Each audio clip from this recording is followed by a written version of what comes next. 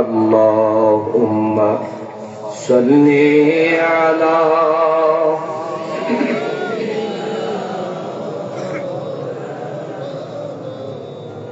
দিয়েন না, নিয়ে যান, কেউ চা দিবেন না, খাওয়ান বন্ধ স্টেজ مولانا محمد اللهم صل على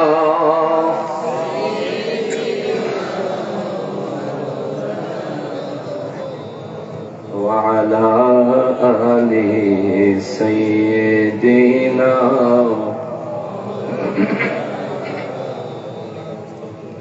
আপনাদের মন খারাপ? তেলাওয়াত বেশি খারাপ হয়েছে। আপনাদের এলাকার আলেম ওলামারা বিশ্বাস করি অনেক ভালো পড়েন, তো আপনারা যদি একটু দুরূদ শরীফ মহব্বতে পড়েন। আমার আসলে 10:30টার সময় টাইম ছিল, আনতে 11:30টায় নিয়েছে, তো দেরি একটু হয়ে গেছে, 1 ঘন্টা অলরেডি জরিমানা দিছি। এখন আপনারা যদি একটু মহব্বত না দেন তাহলে এই আসা যাওয়ার কষ্টটাই বৃথা। দুরূদ শরীফ অনেক ফজিলতপূর্ণ একটা আমল। একটা কথা বুঝবেন, এটা এতটাই ফজিলতপূর্ণ আমল যে এটা ছাড়া আর কোন ইবাদত কবুল হয় না। সুবহানাল্লাহ। যত ইবাদত করবেন কোন ইবাদত কবুল হবে না দুরূদ ও সালামের আমল ছাড়া। এটার আওয়াজটা একটু দিল থেকে দিন। যে ব্যক্তি মহাব্বতে নবীর শানে দুরূদ ও সালাম পড়ে, মদিনা মুনাওয়ারা থেকে নবীজি দালাইলুল খায়রাত কিতাবের 36 পৃষ্ঠায় আসছে, নবী বলেন, আমার মহাব্বত সহ দুরূদ সালাম পেশ করনে ওয়ালা উম্মতকে আমি মদিনা মুনাওয়ারা থেকে সরাসরি দেখি, তারা চিনি, তার জবানের দুরূদ ও সালামের আওয়াজ আমি ডাইরেক্ট আমার কান মোবারকে শুনি। সুবহানাল্লাহ। কোনো ভায়া নাই। যারা মহাব্বত ছাড়া সবাই পড়তেছে, এমনি পড়লেন, আপনার দুরূদ ফেরেশতারা নবীর দরবারে পৌঁছে দিবে। আর অন্তরে মহব্বত নিয়ে যদি আপনি পড়তে পারেন তাহলে সরাসরি মদিনার কামলি ওয়ালা নবী শুনবেন। সুবহানাল্লাহ। তাহলে একটু মহব্বত দরকার আছে নি? সবাই মহব্বতে বলেন আল্লাহুম্মা সাল্লি। মাশাআল্লাহ। মাওলানা মুহাম্মদ ওয়া আলা আলি সাইয়্যিদিনা। আমরা সবাই গুনাহগার গো, নবীজি আপনায় দেখি না, সেই কারণে রোজ হাসরে আমাদেরকে ভুলেন না। আল্লাহুম্মা সাল্লি আলা মাওলানা মুহাম্মদ ওয়া আলা আলি সাইয়্যিদিনা।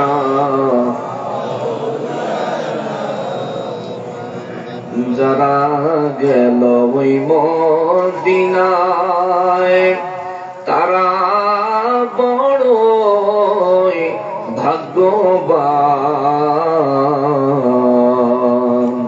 পাবে তারা নবীজির শাফাত কঠিন হাসর ময়দান। আল্লাহুম্মা সাল্লি আলা সাইয়্যিদিনা মাওলানা মুহাম্মদ ওয়া আলা আলি সাইয়্যিদিনা। গুনাহগারের গুনাহ ঝরে নবী দুরুদে আপনার, গুনাহগারের গুনাহ ঝরে নবী দুরুদে, রোজ হাসরে পার করিবেন, রোজ হাসরে পার করিবেন। উম্মত গুনাহগার নবীজি আল্লাহ আল্লাহ লা ইলাহা ও আল্লাহ আল্লাহ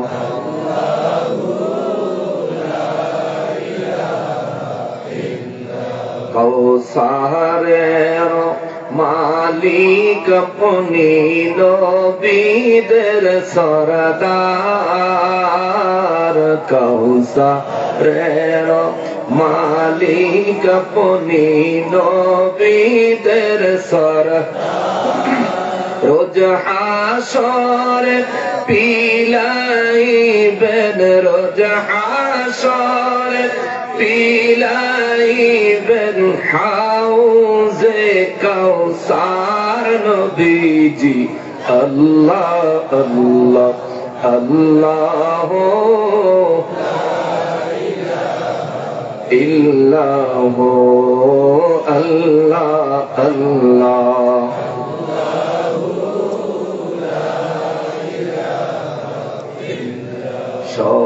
স্বপনেতে দিবেন দেখা হাবিব দুজাহান স্বপনেতে দিবেন দেখা হাবিব দুজাহান আপনাকে দেখিলে হয় গো আপনাকে দেখিলে হয় গো দোজখ হারাম নবীজি আল্লাহ আল্লাহ লা ইলাহা ও আল্লাহ আল্লাহ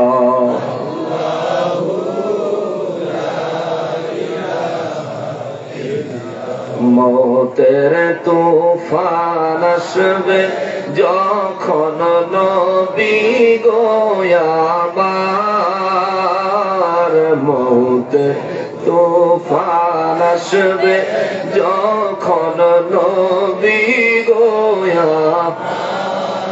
দয়া করে দেখাইয়েন দয়া করে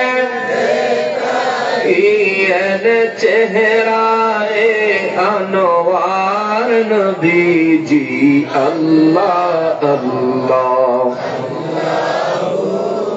লা ইলাহা ও আল্লাহ আল্লাহ লা ইলাহা লা ইলাহা ইল্লাল্লাহ মুহাম্মাদুর রাসূলুল্লাহ সাল্লাল্লাহু আলাইহি ওয়াসাল্লাম। সকলে মহান রব্বুল আলামিনের দরবারে জবান খুলে উচ্চ আওয়াজে শুকরিয়া আদায় করি আলহামদুলিল্লাহ। আরো একবার শুকরিয়া আদায় করি এই জন্য যে মহান রব্বুল আলামিন মেহেরবানি করে আজ ঐতিহ্যবাহী সুনামগঞ্জ জেলাধীন জগন্নাথপুর থানাধীন চিরাউড়া মাঝপাড়া ইসলামী যুব সংঘের উদ্যোগে আয়োজিত চিরাউড়া মাঝপাড়া মধ্য মাঠে আয়োজিত এলাকাবাসী সর্বসাধারণের আন্তরিক সহযোগিতায় মুরব্বিয়ানে কেরামের রুহের মাগফিরাত কামনায় 7ম বার্ষিক ইসলামী সুন্নি মহাসম্মেলনে আজ 8ই ফেব্রুয়ারি 2025 রোজ শনিবার দিবাগত রাতে আমরা এখানে উপস্থিত হয়ে কনকনে শীতের মধ্যে আবার উপর থেকে কুয়াশাও টপটপ করে পড়ছে, তার মধ্যেও বাড়িঘর পরিবার পরিজনের আত্মীয় স্বজনের চিন্তা অন্তর থেকে বাদ দিয়ে আল্লাহ পাকের রেজামন্দি হাসিল করার আশা নিয়ে দয়াল নবীজির মহব্বত নিয়ে মাহফিলের ময়দানে আসার অবস্থান করার এবং বসার যে সুযোগ যে তৌফিক মহান রব্বুল আলামিন এনায়েত করেছেন, তার জন্য জবান খুলে উচ্চ আওয়াজে আরো একবার পড়ি আলহামদুলিল্লাহ। লক্ষ কোটি দুরুদ ও সালাম সরকারে কায়নাত সৈয়দুল মুরসালিন খাতিমুন নবীন রাহমাতুল লিল আলামিন নূরে মুজাসসাম নূরুন আলা নূর হায়াতুন নবী জিন্দা নবী নবীদের নবী উম্মতের কান্ডারি নবী, শাফাআতের কান্ডারি নবী, হাউজে কাউসারের মালিক নবী, আমার নূর নবীজির নূরানি কদম মোবারকে মহান রব্বুল আলামিন যেন কবুল করেন। জবান খুলে পড়ি আমিন।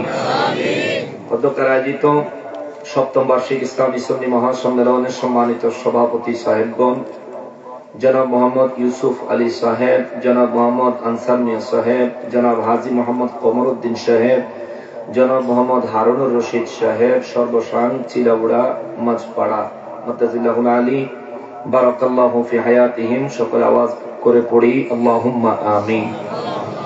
আমার পাশেই বসা রয়েছেন আপনাদের পাশের মাদ্রাসার সম্মানিত প্রিন্সিপাল মহোদয়, আল্লাহ তাআলা হুজুরকে হায়াতে তাইয়্যিবা দান করুক। সবাই পড়ি আমিন। আমার পূর্বে প্রাঞ্জল ভাষায় নুরানি ইরফানি তাকরীর পেশ করেছেন কালীকৃষ্ণপুর ইসলামিয়া দাখিল মাদ্রাসার সম্মানিত সুপার হযরত মাওলানা মুফতি আবুল কাশেম সিদ্দিকী সাহেব সুনামগঞ্জি। আলোচনা পেশ করেছেন হযরত মাওলানা কাজী তাজুল ইসলাম আফজাল সাহেব, হযরত মাওলানা আবু আইয়ুব আনসারী সাহেব। আলোচনা পেশ করেছেন হযরত মাওলানা মোহাম্মদ হায়াতুল ইসলাম সাহেব, হযরত মাওলানা কারি হাফিজ আলী হোসেন সাহেব, হযরত মাওলানা হাফিজ কারি মাওলানা কাউসার আহমেদ আশিকি সাহেব সহকারে অত্র এলাকার বিভিন্ন মসজিদ মাদ্রাসার উস্তাদ বৃন্দ, উলামায়ে আহলে সুন্নাত ওয়াল জামাত, উলামায়ে কেরাম, স্টেজে উপস্থিত দিগার উলামায়ে কেরাম, আমার সম্মুখে উপস্থিত দিনদার ইমানদার মুসলমান মুত্তাকি ভাইরা, পর্দার আড়ালের মা ও বোনেরা, রাস্তাঘাট দোকানপাট থেকে দূর দূরান্ত থেকে পৃথিবীর বিভিন্ন প্রান্ত থেকে বিভিন্ন সোশ্যাল মিডিয়ার মাধ্যমে এই মুহূর্তে আমাকে যারা দেখছেন, আমাদেরকে যারা দেখছেন, সকলকে উদ্দেশ্য করে সালাম আরজ করে আমি আমার নির্ধারিত বিষয়বস্তুর উপর আলোচনায় প্রবেশ করছি। আসসালামু আলাইকুম ওয়া রাহমাতুল্লাহি ওয়া বারাকাতুহু। সম্মানিত হাজরিন, আমাকে আলোচনার জন্য একটা বিষয় দেওয়া হয়েছে। খোলাফায়ে রাশিদিনের একজন সাহাবী হযরত আলী রাদিয়াল্লাহু তাআলা আনহুর জিন্দেগি মুবারক সম্পর্কে। আপনারা এর আগে যারা জগন্নাথপুরে আরো একটা মাহফিল আসছিলাম গত কিছুদিন আগে, সেখানে যারা বয়ান শুনছেন তারা বিষয়টা হয়তো লক্ষ্য করছেন, বা ইউটিউব বা ফেসবুকে যারা আলোচনা শুনছেন তারা হয়তো লক্ষ্য করছেন। আমি একটু তাফসীর শোনাই, আমার ভালো লাগে এটা। তো নবীজি সাহাবী আলী রাদিয়াল্লাহু তাআলা আনহুর কথা যে একেবারে তাফসীরের ভিতরে নাই, বিষয় কিন্তু এমন না। সেজন্য খুঁজে খুঁজে খুঁজে খুঁজে পুরো কোরআন শরীফ থেকে দুই জায়গা পাইছি, এক জায়গা কমন আর এক জায়গা আনকমন। একটা জায়গা থেকে সবসময় আলোচনা হয়, আরেকটা জায়গা থেকে সচরাচর আলোচনা হয় না। তো আমি চিন্তা করলাম একটু আনকমন জায়গা থেকে আপনাদেরকে হযরত আলী রাদিয়াল্লাহু তাআলা আনহুর শান সম্পর্কে শোনাই। আপনাদের কি কোনো অসুবিধা আছে? আল্লাহ কবুল করে করে বলেন আমিন। আমি কয়েকখানা আয়াতে কারিমা তেলাওয়াত করছি, আমার একটু সময় লাগবে, কারণ আমি বহু কষ্ট করে ঢাকা থেকে আইছি, অনেক জার্নি করে অনেক কষ্ট করে আসছি। অতএব অল্প ওয়াজ করে গেলে আমারই মন ভরতো না। আমি একটু আপনাদেরকে চেষ্টা করব একটু দীর্ঘ সময় তাফসীর শোনানোর জন্য। অসুবিধা হইতো না তো? না কুয়াশার লাগে বাড়ি যাইতাই না তো? আচ্ছা, আল্লাহ কবুল করুক। জোরে কোন আমিন। আমি কোরআনুল কারীমের সূরা মায়েদার 54 নম্বর আয়াত থেকে শুরু করে 57 নম্বর আয়াতে কারিমা পর্যন্ত তেলাওয়াত করেছি। আয়াতে কারিমাগুলো অনেক বড় বড়। 55 নম্বর আয়াতে কারিমাতে আসলে ইনশাআল্লাহুল আজিজ আলী কাররামাল্লাহু ওয়াজহুর কথাগুলো চলে আসবে। যেখান থেকে তাফসীর মোতাবেক আলী রাদিয়াল্লাহর কথা আরম্ভ হবে, আমরা সেখান থেকেই আলী রাদিয়াল্লাহু তাআলার কথা আরম্ভ করব। তার আগে আল্লাহ তাআলা কি বলতেছেন এখান থেকে শুনি। আল্লাহ বলেন সূরা মায়েদার 54 নম্বর আয়াতে কারিমায় আল্লাহ বলেন, বিসমিল্লাহির রহমানির রহিম, ইয়া আইয়ুহাল্লাযীনা আমানু মান ইয়ারতাদ্দা মিনকুম আন দীনিহি فسوف يأتي الله بقوم يحبهم ويحبونه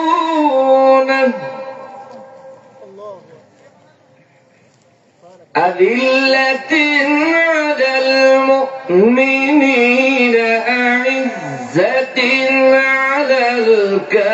الكافرين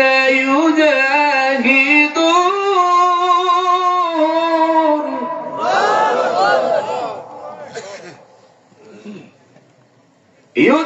يجاهدون في سبيل الله ولا يخافون لومة لائم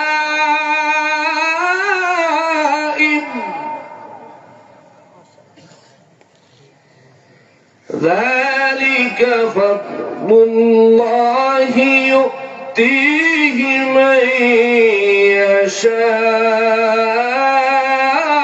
يشاء والله واسع عليم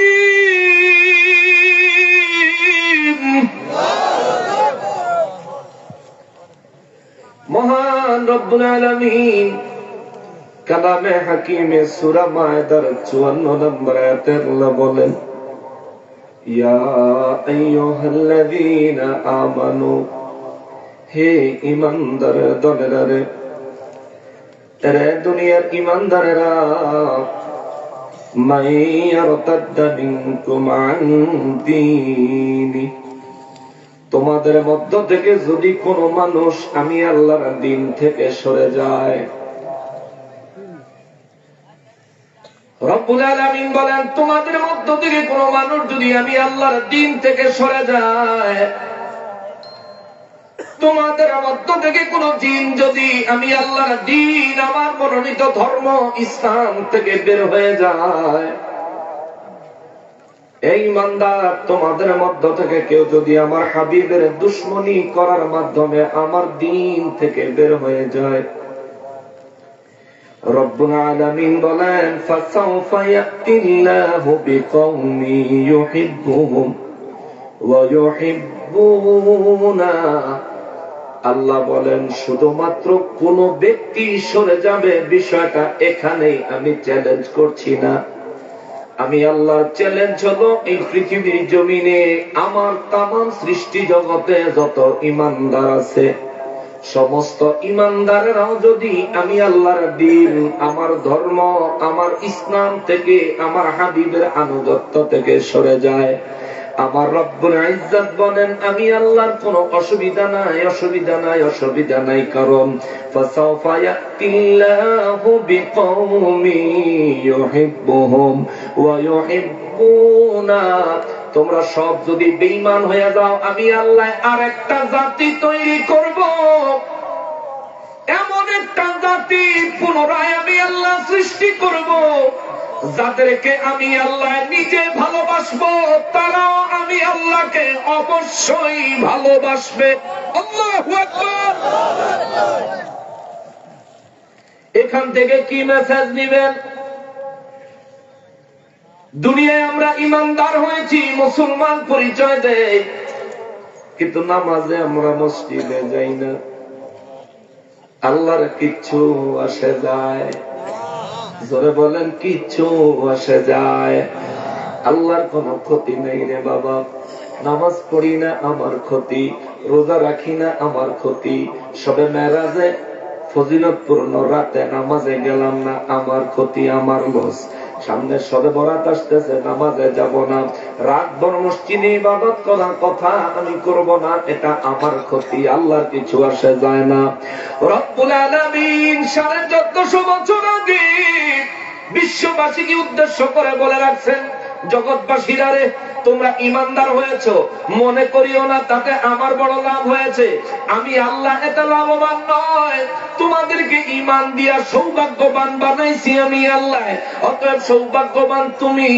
ঈমানের উপর ইস্তেকামত থাকলে তুমি লাভবান ঈমানের উপর প্রতিষ্ঠিত থাকলে তুমি লাভবান ঈমানদার হওয়ার পরেও যদি আমি আল্লাহর দ্বীন থেকে তোমরা বের হয়ে যাও শুধু একজন না সমস্ত ঈমানদার যদি আমার দ্বীন থেকে বের হয়ে যায় রব্বুল আলামিন বলেন তাতে আমার কিছু আসে যায় না কারণ দুনিয়ার সব যখন বেঈমান হয়ে যাবে আমি রব্বুল আলামিন ফাসাউফা ইয়াতিল্লাহু বিকওমি ইউহিব্বুহুম আমি এমন একটা জাতি আমার সৃষ্টি করব। তার মানে হইল আমরা যখনই আল্লাহর নাফরমান হয়ে যাব, আমাদেরকে আমার আল্লাহ ধ্বংস করে দিবেন, তারপরে আরেকটা জাতি আমার আল্লাহ সৃষ্টি করবেন। এই দুই কথার মাঝখানে নীরব একটা হুমকি আছে, দুই কথার মাঝখানে কঠিন একটা হুমকি আছে, দুই কথার মাঝখানে, দুইটা বিষয়ের মাঝখানে আমাদের ধ্বংসের কথাটা লুকায়িত। আল্লাহ বলেন, ইমানদার যদি ইমান থেকে হালাক হয়ে যাও, ইমানদার যদি ইমান থেকে বের হয়ে যাও, আমার হাবিবুল্লাহর দুশ্মনী যদি অন্তরে একেবারে অভ্যাস চরিত্র বানায় নাও, আমার ওলি আল্লাহদের দুশ্মনী অন্তরে যদি অভ্যাস চরিত্র বানায় নাও, আমার ইসলাম থেকে যদি বের হয়ে যাও, আমি আল্লাহর কিচ্ছু আসে যায় না। ফাসাউফা ইয়াতিল্লাহু, আমি আল্লাহ তোমাদের পরিবর্তে এমন একটা জাতি সৃষ্টি করব, বিকৌমিন, এমন একটা জাতি বানাবো, ইউহিব্বুহুম, আমি তাদেরকে বানানোর সময় ভালোবাসা দিয়ে বানাবো, তাদেরকে শেষ পর্যন্ত আমি আল্লাহ তাদেরকে ভালোবাসার মধ্যেই রাখবো। ওয়া ইউহিব্বুনাহু, আল্লাহ কয় ওই জাতিটা আমি আল্লাহকেও সর্বদাই ভালোবাসার মধ্যেই জীবন কাটাবে। জোরে বলেন আল্লাহু আকবার। আমরা যদি দিন থেকে বের হয়ে যাই, ক্ষতি কি আল্লাহর না আমার? জোরে বলেন কার? আরো জোরে বলেন কার? আল্লাহর কোনো ক্ষতি, আল্লাহর কোনো ক্ষতি, আল্লাহর ক্ষতি করার কোন সাধ্য, কোন ক্ষমতা আমাদের আছে নাকি? চাইলেই আল্লাহর আক্রমণ করতে পারবেন, চাইলেই আল্লাহকে আক্রমণ করা যাবে। নমরুদ চেষ্টা করছিল, পারে নাই। হযরত ইব্রাহিম আলাইহিস সালামের জামানায় নমরুদ কয়, ইব্রাহিম তোর খোদারে ডাক মাইরা বলামো। ইব্রাহিম নবী কয়, বেয়াদব তুই কস কি? যিনি কোন বলেছেন তামাম কুল কায়নাত ফায়াকুন হয়ে গেছে, তুই তারে ধ্বংস করে দিবি, শেষ করে দিবি, তোর সাহস তো কম না। নমরুদ, একদিন তো তোর কোন অস্তিত্ব ছিল না রে নমরুদ। তোর বাবার নুতফার মধ্যে তুই লুকায়িত ছিলি, তোর বাবায় অজান্ত না তুই দুনিয়ায় আসবি কি আসবি না। তোর মা তোর বাবার থেকে গর্ভে ধারণ করছে তোরে, তোর মায়ও জানতো না তুই দুনিয়ায় আসবি কি আসবি না। যে মহান রব্বুল আলামিন শূন্য থেকে তুই তোর মতো নমরুদের অস্তিত্ব দিয়েছে, এক ফোঁটা পানিরে কমপক্ষে 12 লক্ষ ভাগ, সর্বোচ্চ 60 লক্ষ ভাগ আমার আল্লাহ করেছেন। সেখান থেকে মাত্র একটা শুক্রাণু তোরে আমার আল্লাহ বাঁচায় রাখছে। তো মায়ের গর্ভে গেলি এক ফোঁটা পানির মতো, সেখান থেকে বের হইলি পূর্ণাঙ্গ একটা মানুষ হইয়া। আরে মুসলমান, ও মুসলমান, চিন্তা করো না। নমরুদ চিন্তা করে না, বেঈমান ছিল, মানা যায়। ফিরআউন চিন্তা করে নাই, বেঈমান ছিল, মানা যায়। কিন্তু আমরা চিন্তা করি না কেন? আমরা তো মুসলমান। বুঝেন রব্বুল ইজ্জত কতটা আক্ষেপ ভরে বলেছেন, ইয়া আইয়ুহাল্লাযীনা আমানু মান ইয়ারতাদ্দা মিনকুম আন দীনি, আমি আল্লাহর দিন থেকে যদি তোমরা বের হয়ে যাও, আমাদেরকে আল্লাহর দিন থেকে বের করে দেওয়ার জন্য আমার আল্লাহ বানান নাই। আরে আমাদের পূর্বপুরুষ আদম নবীরে বানাইছে এই জান্নাতে। আল্লাহ এর দ্বারা প্রত্যেক মুহূর্তে আমাদেরকে মেসেজ দেয়, আরে বেটা তোদের জন্ম হয়েছে জান্নাতে, যাবি জান্নাতে, জাহান্নামের পথ ছাড়, জান্নাতের পথ ধর। কথা বলেন ঠিক কিনা? একবার একটু চিন্তা করে দেখেন, মায়ের গর্ভে রব্বুল ইজ্জত যখন আপনাকে আমাকে পাঠাইলেন এক ফোঁটা নুতফা,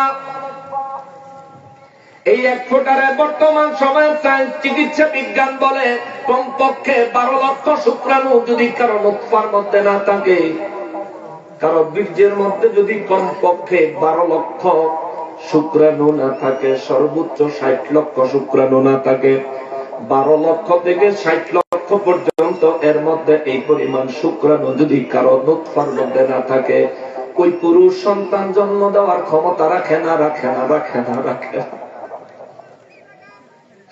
ওই রব্বুল আলামিন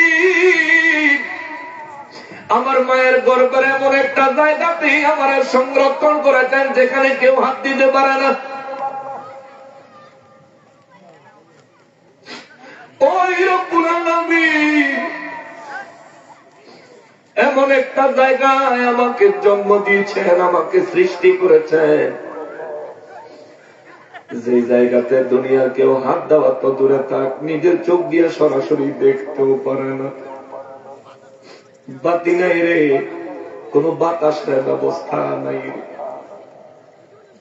রব্বুল ইজ্জাত মায়ের গর্ভে আমার এক ফোঁটা পানির থেকে কমপক্ষে 12 লক্ষ শুক্রাণু থেকে বাছাই করে আল্লাহ আমার একটা শুক্রাণু নির্বাচন করছে। 40 দিন পর্যন্ত শুক্রাণু আকারে মায়ের গর্ভে পড়েছিলাম। 40 দিন পরে আল্লাহ আমার দয়া করে রক্তের টুকরা বানাইলেন। আবার 40 দিন রক্তের টুকরা আকারে পড়ে রইলাম। পরে 40 দিনে আল্লাহ আবার আমার রক্তের টুকরাটারে গোশতের টুকরা রূপান্তর করলেন। এই মহিমা কার? জোরে বলেন না কার? দুনিয়া নিয়ে মত্ত হয়ে গেছে, দুনিয়া নিয়ে ব্যস্ত হয়ে গেছে। দুনিয়ার কাজ কর্মের জন্য আল্লাহর ইবাদতে নিজেকে মশগুল করার সময় পান না। এর মুসলমান, এর পর্দার আড়াল থেকে আমার মা বোনেরা যারা শুনছেন, মা বোনেরা গো, আশেপাশের এলাকায় যদি বেদিন বিধর্মী থাকেন, প্রত্যেকের জন্য কথাগুলো আমি বিবেকের দুয়ারে রেখে যাই। কেন একটা বার চিন্তা করেন না, আপনার কোন অস্তিত্বই ছিল না, আপনার আমার কোন অস্তিত্বই ছিল না। হে মুমিন, হে মুসলমান, আরে আল্লাহর বান্দা বান্দিরা রে, একটা বার চিন্তা করে দেখো, আমার কোন অস্তিত্ব ছিল না। বাবার দেহের ভিতরে মেরুদণ্ডের মধ্যে আল্লাহ আমার রাখছে, কিন্তু আমি দুনিয়ায় আসবো কি আসবো না বাবা জানে না, দুনিয়ায় আসবো কি আসবো না আমার মা জানে না। একটু চিন্তা করে দেখেন, মায়ের গর্ভে আল্লাহ যখন আমাকে নিয়েছেন, এক ফোঁটা পানি আকারে নিয়েছেন, 40 দিনে গোশতের টুকরা, রক্তের টুকরা, তারপর 40 দিনে গোশতের টুকরা, তারপরে 40 দিনে হাড্ডি বানাইলেন, তারপরে আমার আল্লাহ দেহের মধ্যে রূহ দিলেন, এরপরে ছোট্ট মাংসের টুকরা হাড্ডি সহকারে এইখান থেকে আল্লাহ আমার সেখানে লালন পালন করা শুরু করলেন। 10 মাস 10 দিন মায়ের গর্ভে আল্লাহ আমার লালন পালন করলেন। এই যে দুনিয়ায় আমরা এসেছি, এই দুনিয়ায় জীবন যাপন করি, আমরা সবাই অক্সিজেন নেই, কত শক্তিশালী। মায়ের গর্ভে তো শক্তিশালী ছিলাম না, এখন আমাদের অনেক শক্তি হয়েছে, যুবক হয়েছি, কিংবা অনেক বড় শক্তিশালী দেহ নিয়ে দুনিয়ায় বসবাস করি। যদি এই চিলাউড়ার কোন পুকুরের মধ্যে আমার মাথাটা ডুবাইয়া 2 মিনিট ধরে রাখে, আমার ভবলীলা সাঙ্গ হয়ে যাবে, দুনিয়া থেকে বিদায় হয়ে যাব। কিন্তু আমার মায়ের গর্ভে আমার আল্লাহ আমার 10 মাস 10 দিন পানির মধ্যে বাঁচাইয়া রাখছি। আল্লাহু আকবার। হে মুমিন, মায়ের গর্ভে 1 ফোঁটা পানি আকারে গেলাম। মায়ের গর্ভ থেকে আল্লাহ যখন বের করলেন, তোমাকে কমপক্ষে 2 কেজি, সর্বোচ্চ 2 কেজি 750 গ্রাম, পূর্ণাঙ্গ একটা মানুষ। মায়ের যেই জায়গা দিয়ে আল্লাহ আমাকে মায়ের গর্ভে নিয়েছেন, ওই জায়গা দিয়ে আল্লাহ আমাকে বের করলেন। এত সংকীর্ণ জায়গাটাকে প্রশস্ত করে আমার জন্য যতটুকু দরকার ততটুকু জায়গা বানাইয়া, মায়ের গর্ভ থেকে কোনো হাড্ডি না ভেঙে, আমার কোনো ক্ষতি না করে, মায়ের গর্ভ থেকে নিরাপদে তিনি আমার এই দুনিয়ায় আনছে। তার নাম কি? হে জোরে বলেন, তার নাম কি? ওই রবের ইবাদত আমি না করলে আমার রবের কিছু আসে যায় না। ওই রবের কুদরতের কদমে সেজদা না লাগাইলে আল্লাহর কিছু আসে যায় না। যদি আমি ইবাদত না করি আমার ক্ষতি, আমার কবরে আমাকে হিসাব দিতে হবে রে বাবা, আমার কবরে আমাকে হিসাব দিতে হবে। এ মুসলমান, আমার হিসাব আমার।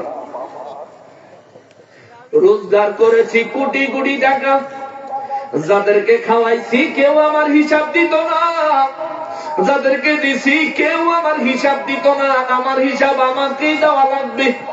কোন পথে রোজগার করলি বান্দা, কোন পথে খরচ করলি, জবাব না দিয়ে হাসরের ময়দানে কদম লড়া যাবে। আমি আজ কুরআনুল কারীমের আয়াতে কারিমা তাফসীর আজকে আমি প্রথম পড়লাম। আজ আমি পড়ব আবেগাপ্লুত হয়ে গেলাম। হায় হায়, এতদিন তো ভাবছিলাম আল্লাহ আগ্রহ করে আমাদেরকে ঈমানের মধ্যে রাখেন, কিন্তু এখানে তো দেখি আমার আল্লাহ বলে দিয়েছেন তোমরা বের হয়ে যাইতে চাইলে যাইতে পারো, কোনো অসুবিধা নেই। আমি আল্লাহ যদি প্রয়োজন মনে করি তাইলে আমি রব্বুল ইজ্জত তোমাদেরকে শেষ করে দিয়ে আরেক জাতি বানাবো।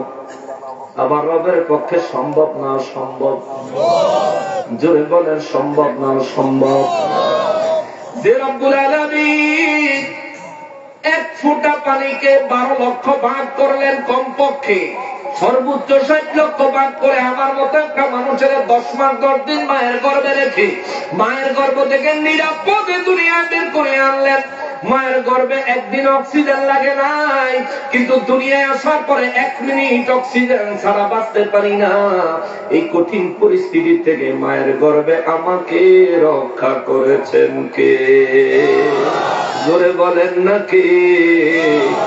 দুনিয়ায় আসার পরে আমি নড়তে পারি, চড়তে পারি, কিছু বলতে পারি না, শরীরে শক্তি নাই, বড় দুর্বল।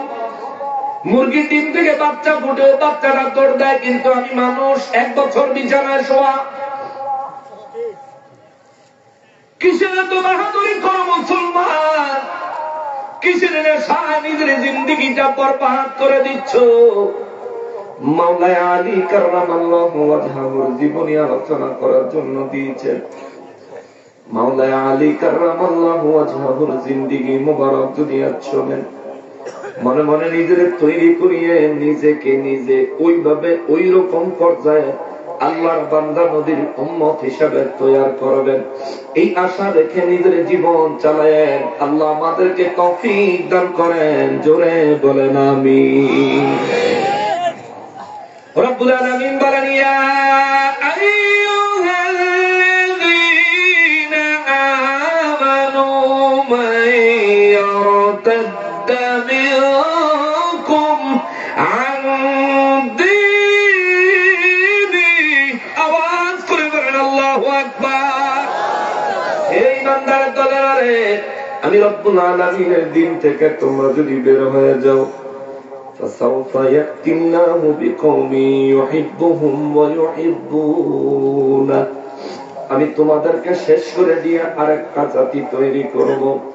ওই জাতি আমি আল্লাহকে ভালোবাসবে, আমি আল্লাহ তাদেরকে ভালোবাসবো। সুবহানাল্লাহ, জোরে বল সুবহানাল্লাহ। রব্বুল ইজ্জত, এইটুকু কথা তারা বোঝা গেল।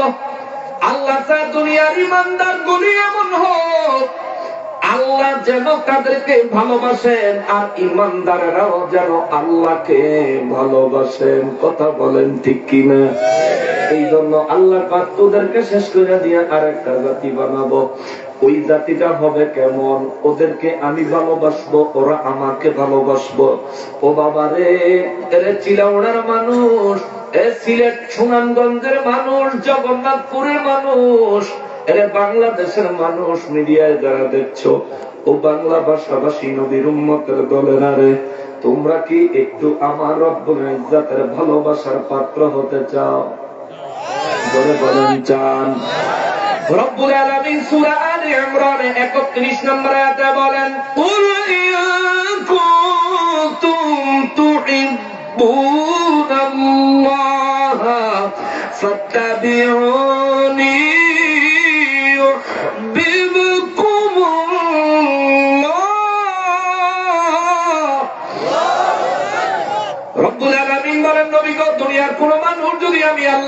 ভালোবাসতে চায় তাদেরকে বলেন তারা যেন আপনি নবীজির আনুগত্য করে।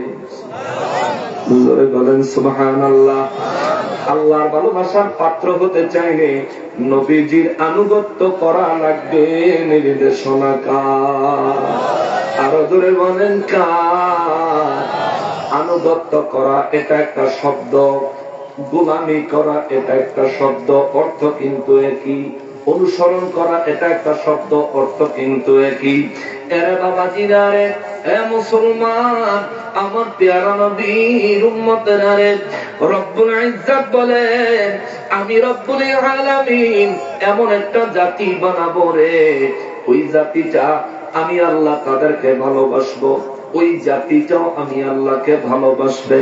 এরপরে আমার রব্বুল ইজ্জত বলেন আযিল্লাতিন আলাল মুমিনিন।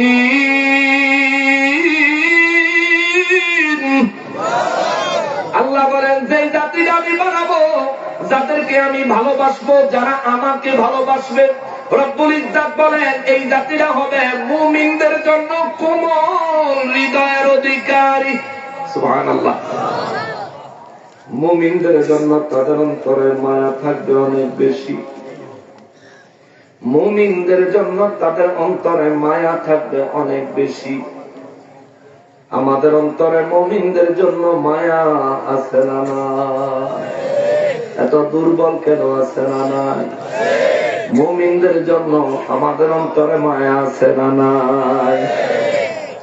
মুমিনদের মধ্যে বর্তমান জামানায় শ্রেষ্ঠ মুমিন কারা? ওলি আল্লাহরা বর্তমান জামানায়, ঠিক না?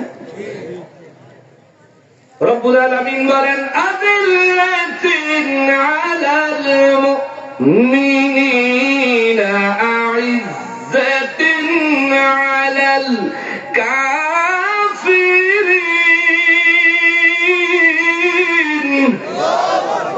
আল্লাহ কয় আমি যেই জাতিটা বানাবো, যারা আমাকে ভালোবাসবে, আমি তাদেরকে ভালোবাসবো, এই জাতিটা মুমিনদের জন্য তাদের অন্তর হবে কোমল, আর কাফেরদের জন্য তারা হবে বড় কঠোর। বলেছেন কে? জোরে বলা যাবে কি আল্লাহু আকবার। ওই রব্বুল ইজ্জত বলেন মুমিনদের জন্য তাদের অন্তর হবে কোমল, নরম, মায়া থাকবে অন্তরে। নিজে কষ্ট করবে, কোন মুমিনকে কষ্ট দিবে না। এমন এক জাতি আমি বানাবো। তার মানে আল্লাহ আমাদেরকে মেসেজ দিচ্ছে, বান্দা তুই এমন হ, মুমিনের জন্য অন্তর কোমল করো, মুমিনের জন্য দিল, মায়ার দিল, প্রেমের দিল, ভালোবাসার দিল লাগাও। রব্বুল ইজ্জত বলে নইলে আমি আল্লাহ এমন এক জাতি বানাবো, ওই জাতি মুমিনদের জন্য অন্তর নরম হবে, মায়ার হবে, আর আইজ্জাতিন আলাল কাফিরিন। আল্লাহ বলেন ওই জাতি হবে কাফেরদের জন্য অত্যন্ত শক্ত প্রকৃতির, কঠোর প্রকৃতির অন্তরের অধিকারী। তার মানে আল্লাহর মেসেজ অনুযায়ী বোঝা যায় মুমিনদের জন্য মুসলমানের অন্তর হতে হবে নরম, কাফেরদের জন্য মুসলমানের অন্তর হবে কঠোর। ঘোষণা দিয়েছেন কে? আরো জোরে বলতে হবে কে? আপনাদের অসুবিধা হচ্ছে? আর কিছুক্ষণ শুনবেন? ইশারা দিয়ে আমি শেষ করে দেব। রব্বুল আলামিন বলেন মুমিনের জন্য তাদের অন্তর হবে মায়ার, কাফেরের জন্য তাদের অন্তর হবে কঠোর। এরা কারা? এরা হলো ওই জাতি যারা আল্লাহকে ভালোবাসে এবং আল্লাহ তাদেরকেও ভালোবাসে। আল্লাহু আকবার।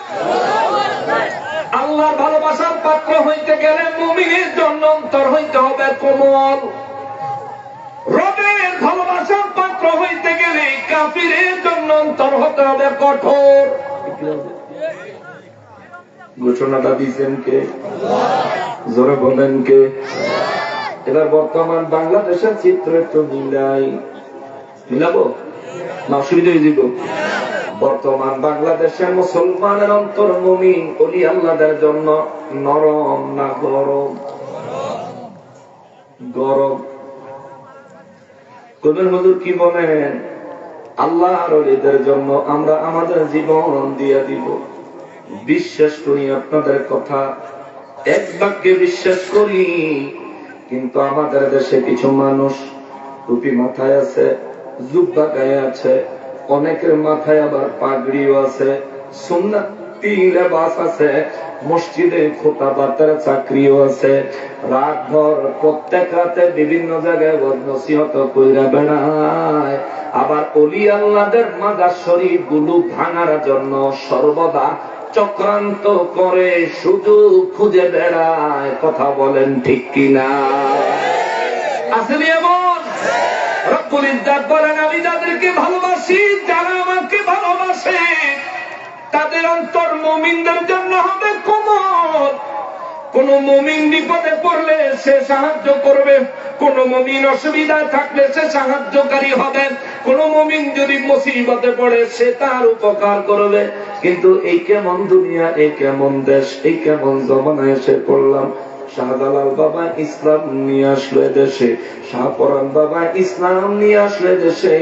ওই শাহপরান বাবার দরবার ভাঙচুর হইল যদি হিন্দু কর্ত মন্ডারে বুঝাইতাম, যদি খ্রিস্টানে কর্ত মন্ডারে বুঝাইতাম, যদি ইহুদি কর্ত মন্ডারে বুঝাইতাম, যদি বৌদ্ধরা কর্ত, ইসলাম ছাড়া যে কোনো ধর্মের কোন মানুষ যদি কর্ত মন্ডারে বুঝাইতাম। কিন্তু করলি তো করলি আল্লাহর ওলির দরবারে আক্রমণ করে। ওলিদের ব্যাপারে তুমি নিজের অন্তরকে কঠোর হিসাবে উপস্থাপন কইরা তুমি প্রমাণ দিলা।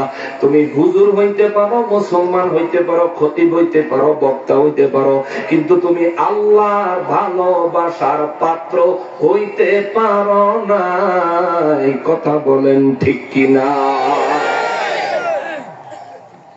কেননা সূরা মায়েদার 54 নম্বর আয়াত, সূরা মায়েদার 54 নম্বর আয়াতে আমার আল্লাহ বলেন, যারা আমার ভালোবাসার পাত্র হবে, যাদেরকে আমি আল্লাহ ভালোবাসবো, যারা আমাকে ভালোবাসে, এরা সব সময় মুমিনদের জন্য এদের অন্তর হয় কোমল।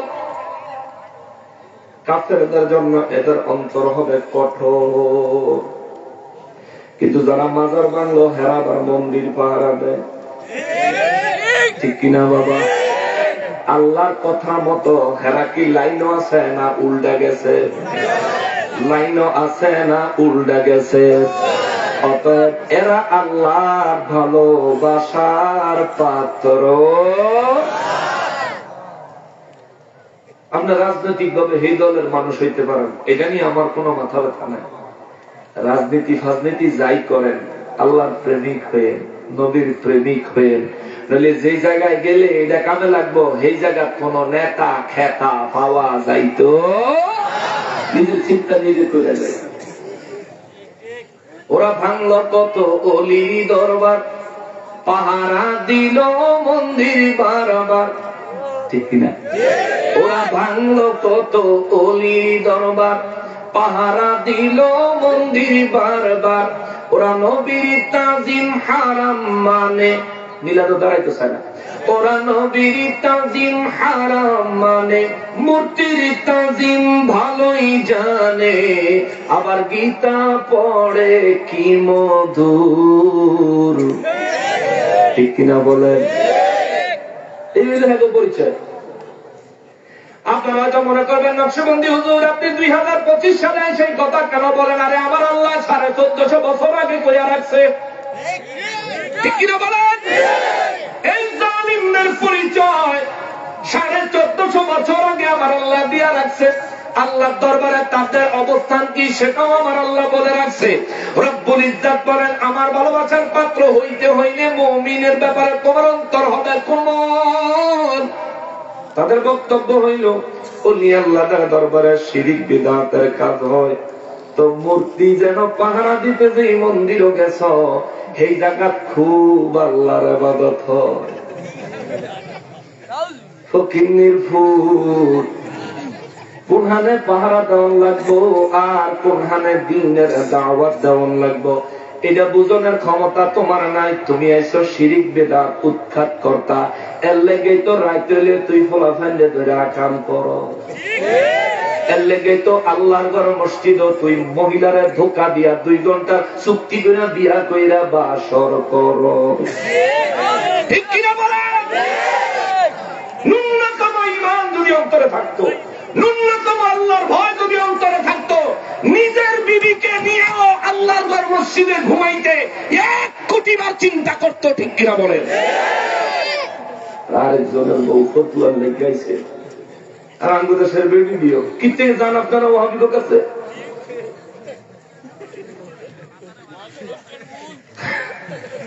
বেড়ি সোফাটার একটু ব্রেক দিয়ে, সোফা মানে এটা আমাদের আঞ্চলিক ভাষা, খারাপ কথা নিয়ে না, তোদের এখানে কেমন জানি না, মানে মুখটারে জবানটারে একটু লাগাম দিয়ে, জামাই মোহাম্মদ কথা কইেন না। জামাই মনে করেন 10টা আপনারা অন্যায় ভাবে কইছই, আচ্ছা হইছে আপনি জামাই নিলেন, তাহলে হ্যাঁ ঠিক আছে, তুমি আমার স্বামী কইছো, ঠিক আছে। মুখে মুখে তর্ক ঝগড়া করে হার ঘরে যা ঠাস করে একটা তালাক লাগান, এরপর লাগাই 24,000 হুজুরের কাছে ফোন দেন, এরপরে কোন হুজুরের কাছে ফতুয়া লেগে গেলে কি এক জমানা আইলো রে, 2 ঘন্টা লেগে ফার্ম ফোন দিয়া বিয়া করে মসজিদ। আস্তাগফিরুল্লাহ। খতিব সাহেব তাও মসজিদের ভিতরে কাম করে, ইমাম সাহেব ভাড়া দেয়। 5 কল্লি টুপি মাথায় পড়ে বাসর করে খোদার ঘরে, 5 কল্লি টুপি মাথায় পড়ে আগুন জ্বালায় খোদার ঘরে, আগুন জ্বালায় আল কোরআনে, আগুন জ্বালায় আল কোরআনে, এরায় আসল ঈমান চোর। রব্বুল আলামিন বলেন, যদি আমি আল্লাহর ভালোবাসার পাত্র হইতে চাও, যদি আমি আল্লাহর প্রেমের, আমার ভালোবাসার, আমার পছন্দের পাত্র হতে চাও, আমার রব্বুল ইজ্জত বলেন আযিল্লাতিন আলাল মুমিনিন, ওলি আল্লাহ তো অনেক বড় বিষয়। একজন সাধারণ মুমিনের ব্যাপারও তোমার অন্তর হবে কোমল, অন্তর হবে নরম।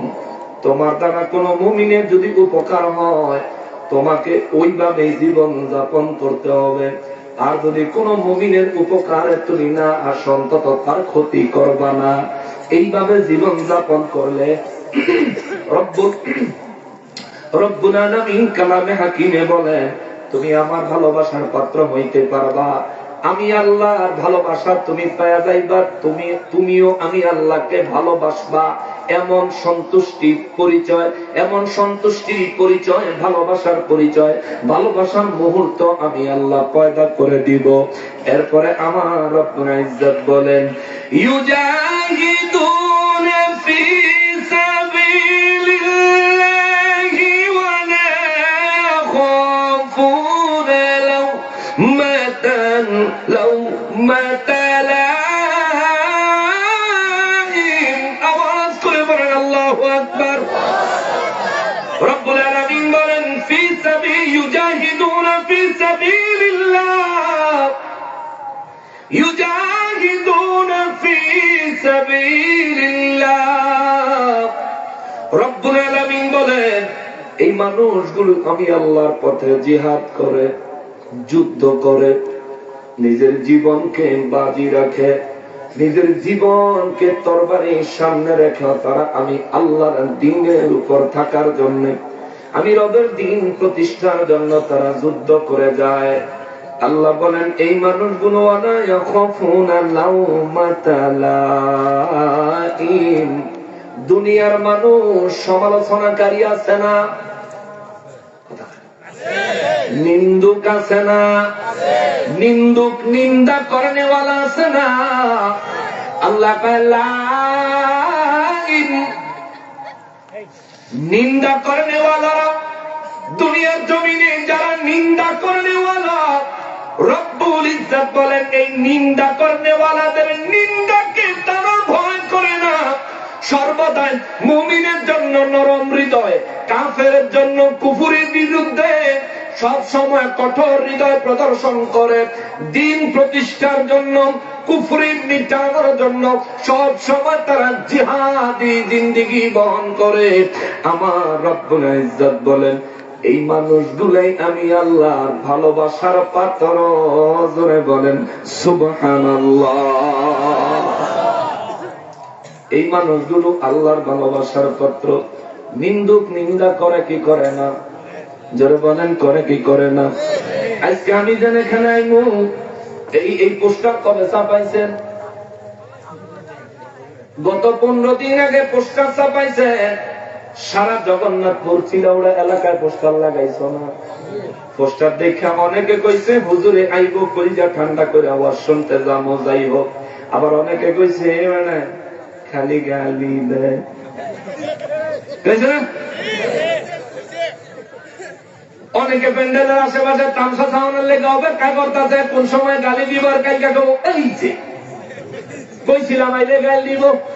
তুমি ওলি আল্লাহর মাজার ভাঙ্গা ফালাইবা, মন্দিরের পাহারাদার হইয়া যাইবা, মূর্তি দেখা তাজিম করবা, নবীর মিলাদের কিয়ামের মজলিস থেকে পালাইয়া যাইবা, আর তুমি আশা করবা তোমার আদর কর্ম সমা দিব, সময় নাই। ঠিক কিনা বলো?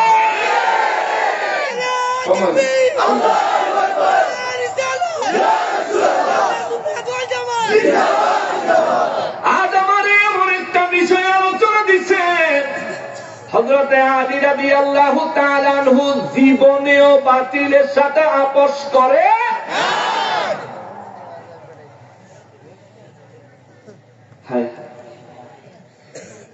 উটনির যুদ্ধ হইল, আলী রাদিয়াল্লাহু এক পক্ষ, আম্মা জান আয়েশা সিদ্দিকা রাদিয়াল্লাহু এক পক্ষ, হযরতে তালহা জুবায়ের এই দুইজন সহ আম্মা জান আয়েশা সিদ্দিকা রাদিয়াল্লাহু তাআলা আনহুম, এরা তিনজন এক পক্ষ, আলী রাদিয়াল্লাহু আরেক পক্ষ।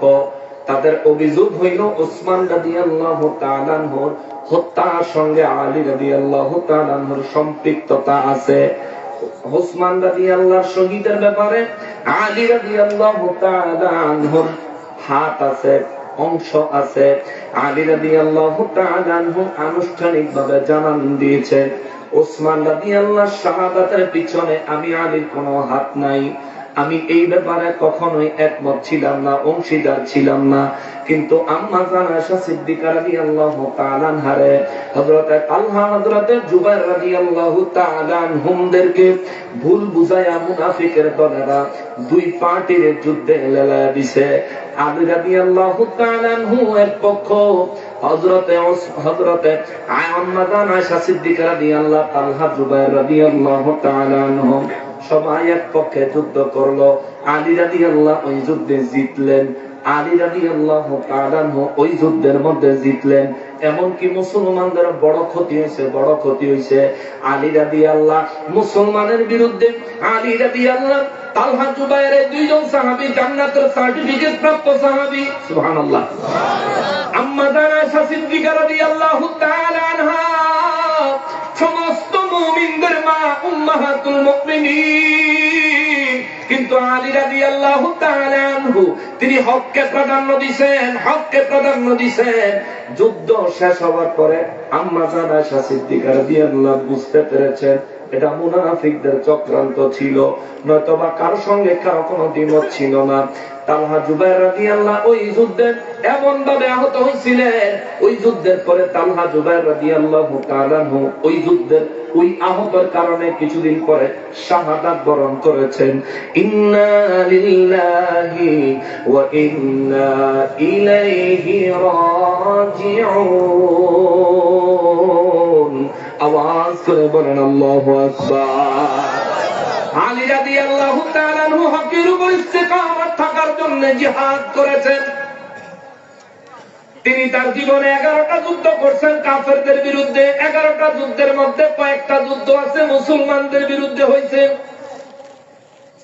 সিফফিনের যুদ্ধ।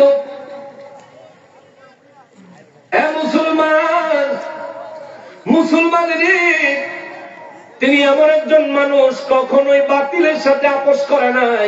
আমি তার আলোচনায় যাচ্ছি, আয়াতটা প্রায় শেষের দিকে। আয়াতের কথাটা ধারাবাহিক ভাবে আপনাদেরকে একটু শোনাই, তাইলে ইনশাআল্লাহ আশা রাখি আমার রব্বুল ইজ্জত আমাদেরকে বরকত দিবেন, রহমত দিবেন। আল্লাহ কবুল করেন, জোরে বলেন আমিন।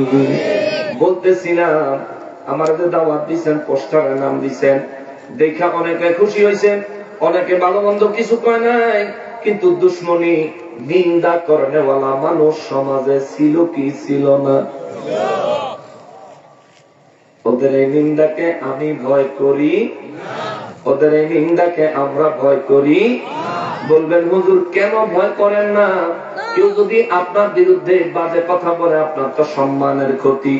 আরে ভাই আমি কেন ভয় করব? আল্লাহ আমারে ভয় করতে নিষেধ করছে। আল্লাহ কয় ওয়ালা ইয়াখাফুনা লাউমাতা লাইম, এই মানুষগুলো আমি রব্বুল ইজ্জাতের দ্বীন প্রতিষ্ঠার জন্য জিহাদের ময়দানে এমন ভাবে জীবন যাপন করে, নিন্দুকেরা নিন্দা করলেও তারা ওই নিন্দাকে ভয় করে না, বরং হকের উপর প্রতিষ্ঠিত থাকে।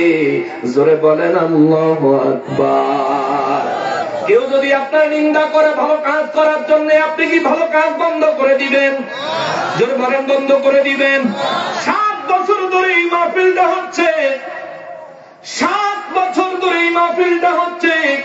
এই 7 বছরে সারা এলাকার সব মানুষ কি মাহফিলের পক্ষে? 2-4 জন আছে না? এমনি আছে না? আমগো হুজুর দাওয়াত দেয়, তবু হুজুর দাওয়াত দেয় প্রত্যেক বছর। আমগো হুজুর দাওয়াত দিয়ে মাহফিল কর, কিন্তু সিলাউড়া মাইজপাড়া ইসলামী যুব সংঘের পোলা পাইনে কয় নিন্দুকের নিন্দারা ভয় করি না। মানা করছে কে? ভয় আছে? নিন্দার ভয় আছে? করুক, যে যতবার করুক। যদি ওই নিন্দুকদের নিন্দার ভয় অন্তর থেকে বাইরে ডাস্টবিনে ফেলে দেওয়া যায়, রব্বুল ইজ্জত বলেন তোরে আমি আল্লাহর ভালোবাসার পাত্র বানাইবো। কোরআন কত মজা, কোরআনুল কারীম কত মজা। 1450 বছর আগে রব্বুল ইজ্জত বলেছেন, বর্তমান জামানার চিত্রগুলো কত সুস্পষ্ট ভাবে ফুটে উঠতেছে। আল্লাহ কয় নবী গো নবী, এই দুনিয়ার মানুষ যদি আমি আল্লাহর নাফরমান হয়ে যায়, আমি আল্লাহর দ্বীন থেকে যদি দুনিয়ার মানুষগুলো বের হয়ে যায়, রব্বুল আলামিন বলেন হুজুর তাদেরকে বলেন তাতে আমার কিছু আসে যায় না। আমি আল্লাহ তাদের পরিবর্তে এমন একটা জাতি আবার বানাবো। সুবহানাল্লাহ। এমন একটা জাতি আমি আল্লাহ আবার বানাবো, যেই জাতিটা আমি আল্লাহ নিজে তাদেরকে ভালোবাসবো, তারাও সব সময় আমি আল্লাহকে ভালোবাসবে। অর্থাৎ তারা আমি আল্লাহ সন্তুষ্টির উপর জীবন যাপন করবে। নবী গো আমার ওই ভালোবাসার মানুষগুলো, আমার ভালোবাসার ওই সৃষ্টিগুলো এমন হবে, তাদের অন্তর হবে মুমিনদের জন্য নরম। ও বাবা, মুমিনের জন্য অন্তরটা নরম করিয়েন, ওলি আল্লাহদের জন্য অন্তরটা নরম করিয়েন। ইংরেজিতে বলে সফট কর্নার, অন্তরের সফট কর্নারে জায়গা দিয়েন। ইংরেজিতে বলে সফট কর্নার, বাংলায় বলে কোমল হৃদয়, হৃদয়ের কোমল কোনা। ওই কোনাটা হৃদয়ের কোমল একটা কোনা বানায়েন। ওইখানে সর্বপ্রথম রব্বুল ইজ্জতের ভয় রাখবেন, দ্বিতীয়ত নবীর ভালোবাসা রাখবেন, 3 নম্বরে ওলি আল্লাহদের জন্য, খাঁটি মুমিনদের জন্য অন্তরের ওই জায়গাটারে কোমল নরম রাখবেন। কইবেন হুজুর নরম কেমনে রাখবো? ওলি আল্লাহ যা বলবে, ওলি আল্লাহ যা বলবে, ওলি আল্লাহর কথাগুলো অন্তর নরম করে সবগুলো কথা শুনবেন, সবগুলো কথা অক্ষরে অক্ষরে পালন করবেন। যদি এমন জিন্দেগি করতে পারেন, আল্লাহ কয় তাইলে তোমার অন্তর হবে মুমিনের জন্য কোমল, আর কুফুরির জন্য অন্তর বানাবেন শক্ত। কুফুরির বিরুদ্ধে অন্তর বানাবেন শক্ত, কাফিরদের বিরুদ্ধে নয়। বুঝছেন? কাফেরদেরকে হিদায়াতের দাওয়াত দিবেন। কাফেররা যদি ইসলাম ধ্বংস করার জন্য, আপনার ক্ষতি সাধন করার জন্য যদি তারা যুদ্ধ ঘোষণা করে, তাদের বিরুদ্ধে যুদ্ধ যাবেন, তাদেরকে হত্যা করবেন, শেষ করবেন। কিন্তু যদি তারা আপনার বিরুদ্ধে, দ্বীনের বিরুদ্ধে, ইসলামের বিরুদ্ধে যুদ্ধের ময়দানে অবতীর্ণ না হয়, তাইলে আমাদের কাজ হলো কাফেরকে নয় কুফুরিকে ঘৃণা করব। কাফেরের জন্য নয়, কুফুরির জন্য অন্তরটাকে শক্ত কঠোর বানায় রাখবো। অতএব যারা কুফুরি করে আল্লাহ পাকের বিধান মোতাবেক তাদের সঙ্গে উঠা বসা হবে। বেদিন বিধর্মী অনেকের প্রাণের চেয়ে প্রিয় বন্ধু আছে। অনেক যুবক ভাইয়েরা চিন্তা করে একসাথে পড়ালেখা করছি, কিংবা চাকরি জীবন এক জায়গায় আছি, কিংবা থাকছি এক জায়গায়, সে বেদিন কিন্তু সে আমার জানের জিগার। মুসলমান বন্ধুত্ব নেই, এই বন্ধু অনেক ভালো, কিন্তু তার অন্তরঙ্গ বন্ধু বানানো যাবে না। তার সঙ্গে ভালোবাসার সম্পর্ক রাখবেন কি উদ্দেশ্যে? তারে আপনি দ্বীনের দাওয়াত দিবেন। সুবহানাল্লাহ। আস্তে আস্তে বুঝাবেন, একবারে সব বুঝাই একদিনে হেদায়েতে আনতে পারবেন না। আস্তে আস্তে তারা বুঝাবেন, আস্তে আস্তে বিভিন্ন ইসলামের বিভিন্ন সুন্দর সুন্দর দিকগুলো তার সামনে তুলে ধরবেন। হেদায়েতের মালিক কে? হেদায়েতের মালিক আমরা না। আমরা পারবো আল্লাহর হেদায়েতের বাণী মানুষের দ্বার পর্যন্ত পৌঁছে দিতে। মুসলমানেরা, আমার প্রিয় নবীর উম্মতেরা, মুমিনের জন্য কোমল হৃদয় বানাবেন, কুফরের বিরুদ্ধে অন্তরটাকে শক্ত বানাবেন, আল্লাহর রাস্তায় জিহাদ করবেন। দুনিয়ার যে কোনো মানুষ নিন্দা করে, ওই মানুষের নিন্দার দিকে কান দিবেন না, তাদের নিন্দা শোনার সময় নাই। রব্বুল আলামিন বলেন, ওয়ালা ইয়াখাফুন, এই মানুষগুলো কখনোই ভয় করে না, এখনো করে না, ভবিষ্যতেও করবে না। লাউমাতা লাইম, নিন্দুকদের নিন্দার কোন ভয় এই মানুষগুলো কখনোই করে না। এই মানুষের অন্তরে একমাত্র যার ভয় থাকে তিনি কে? রব্বুল আলামিন বলেন, এমন অন্তরের মালিক, এমন ঈমানের মালিক আমি আল্লাহ ওই ব্যক্তিরই বানাবো। যালিকা ফাদলুল্লাহি ইউতিহি মান ইয়াশা।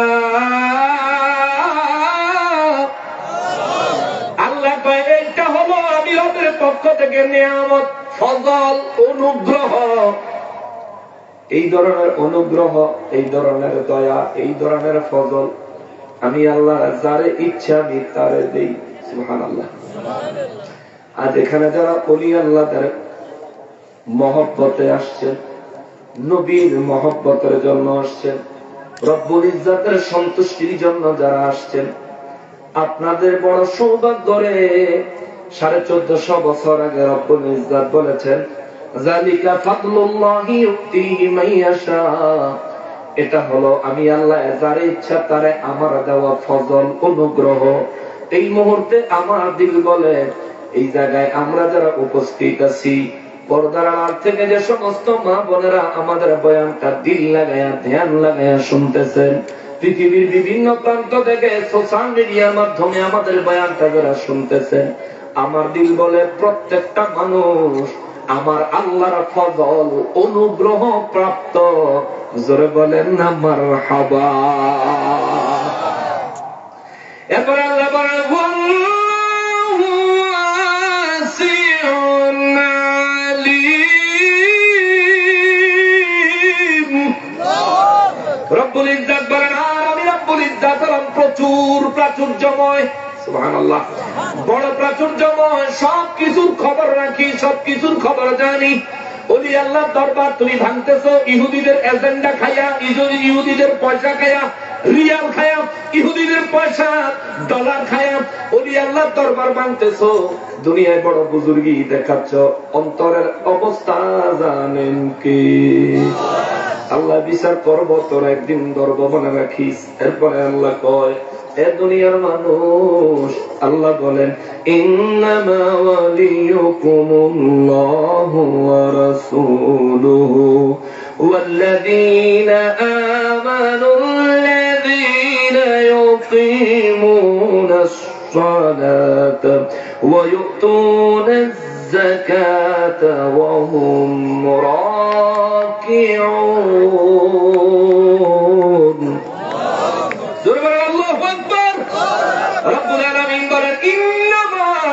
নিশ্চয় নিশ্চয় ওয়ালিয়ুকুম, দুনিয়া তোমাদের বন্ধু।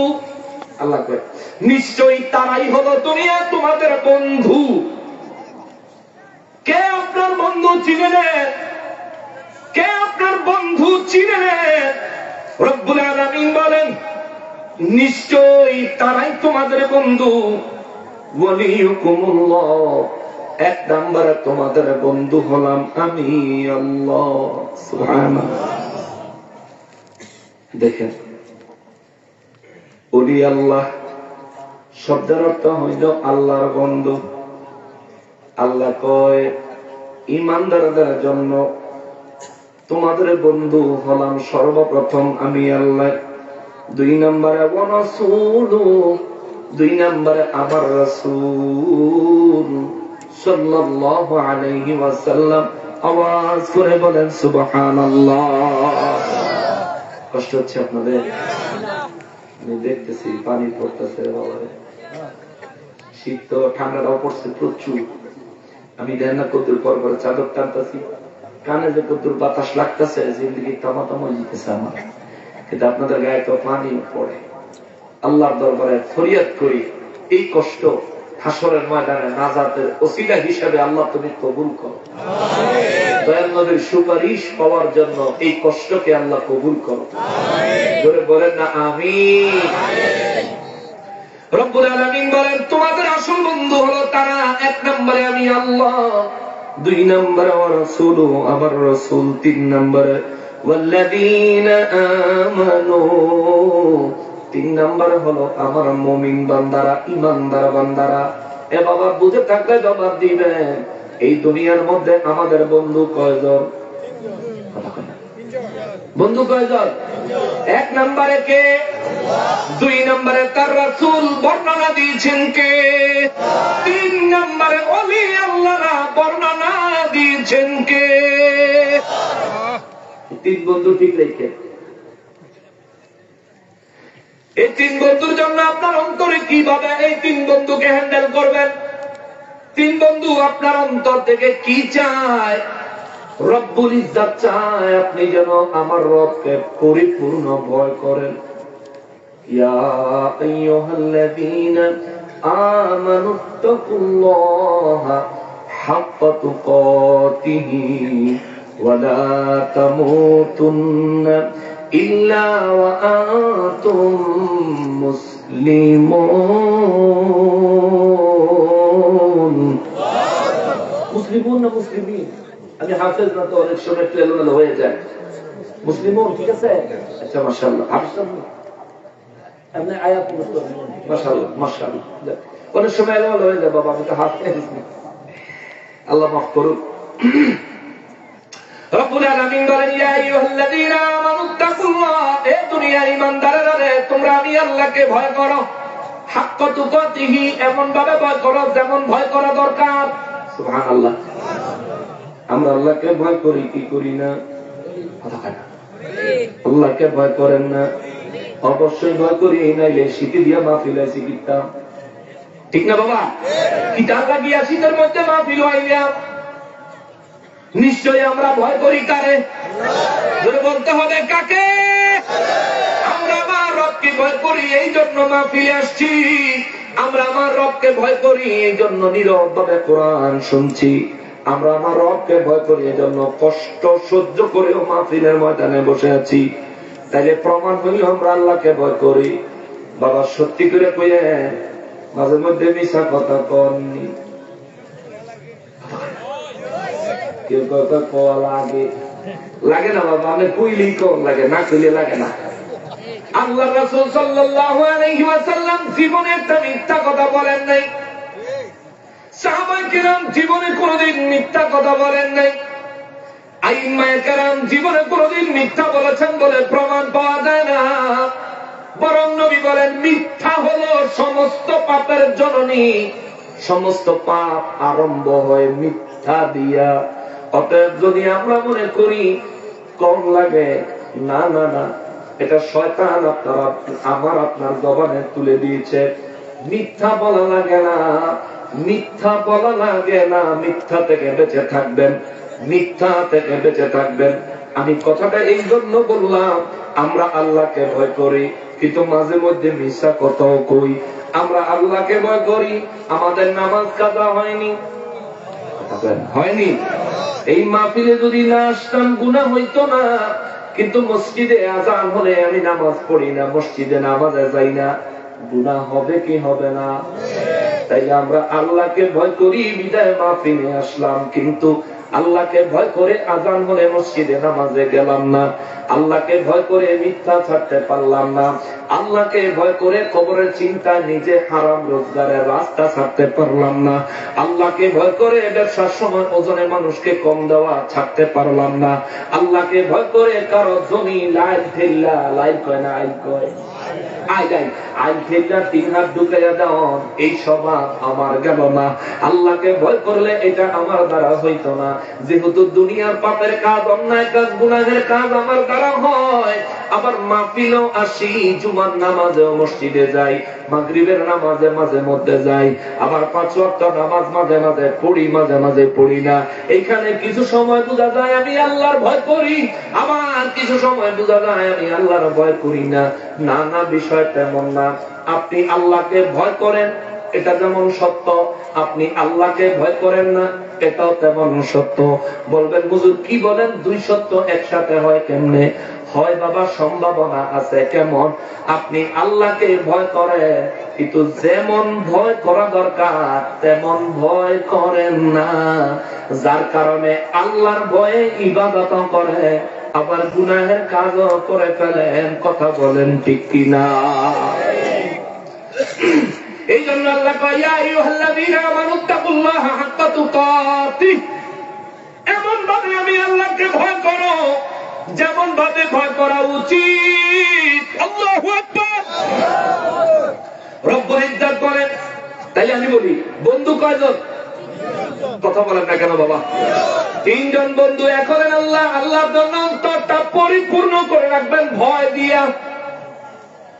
নামাজ পড়ছেন, আল্লাহর ভয় রাখবেন। ব্যবসা করছেন, আল্লাহর ভয় রাখবেন। কার সাথে কথা বলছেন, আল্লাহর ভয় রাখবেন। রাস্তায় পথ চলতেছেন, আল্লাহর ভয় অন্তরে রাখবেন। তাইলে দেখবেন আপনারা দিয়ে ইবলিস শয়তান পাপ করাইতে খবর আছে, খবর আছে, খবর আছে।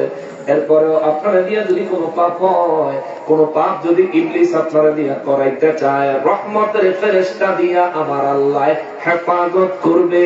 জোরে বলেন আল্লাহু আকবার। 3 বন্ধু আল্লাহ, আল্লাহর জন্য ভয়। দ্বিতীয় বন্ধু নবী, নবীর জন্য ভালোবাসা। সুবহানাল্লাহ। নবী বলেন, লা ইউমিনু আহাদুকুম হাত্তা আকুনা আহাব্বা ইলাইহি মিন ওয়ালিদিহি ওয়া ওয়ালাদিহি ওয়ান নাসি আজমাইন। দুনিয়ার মধ্যে যে মানুষ নিজের পরিবার পরিজন, সন্তান সন্ততি, ভাই, মা, বাপ, আত্মীয় স্বজন, এক কথায় আল্লাহ সৃষ্টির সবকিছুর চাইতে আমি নবীকে যতক্ষণ পর্যন্ত সবচেয়ে বেশি ভালোবাসতে না পারবে, নবী বলেন ওই ব্যক্তি মুমিন হতে পারে না। এই জন্য আল্লাহর জন্য ভয় হবে, নবীর জন্য ভালোবাসা হবে, ওলি আল্লাহর জন্য, ওলি আল্লাহর সুহবত হাসিল করনেওয়ালা, ওলি আল্লাহর জন্য দিলটাকে কোমল দিল নিয়ে চলাফেরা করনেওয়ালা বান্দা হওয়া লাগবে। জোরে বলেন আল্লাহু আকবার। আল্লাহ আমাদেরকে আপনারা আপনার ঘোষিত এই 3 বন্ধুর সাথে সুসম্পর্ক তৈরি করার তৌফিক দান করে দেন। জোরে বলেন আমিন। আয়া পর কালি রাদিয়াল্লাহু কথা। আল্লাহ বলেন, আল্লাযীনা ইউকিমুনাস সালাতা ওয়া ইউতুনাজ যাকাতা ওয়া হুম রাকিউন।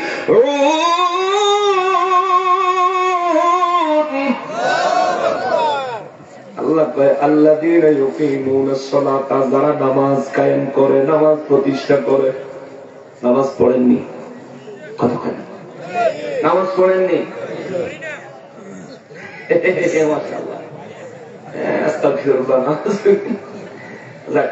নামাজ পড়েন ভাই, 5 ওয়াক্ত নামাজ পড়েন, এটা আপনার জন্য।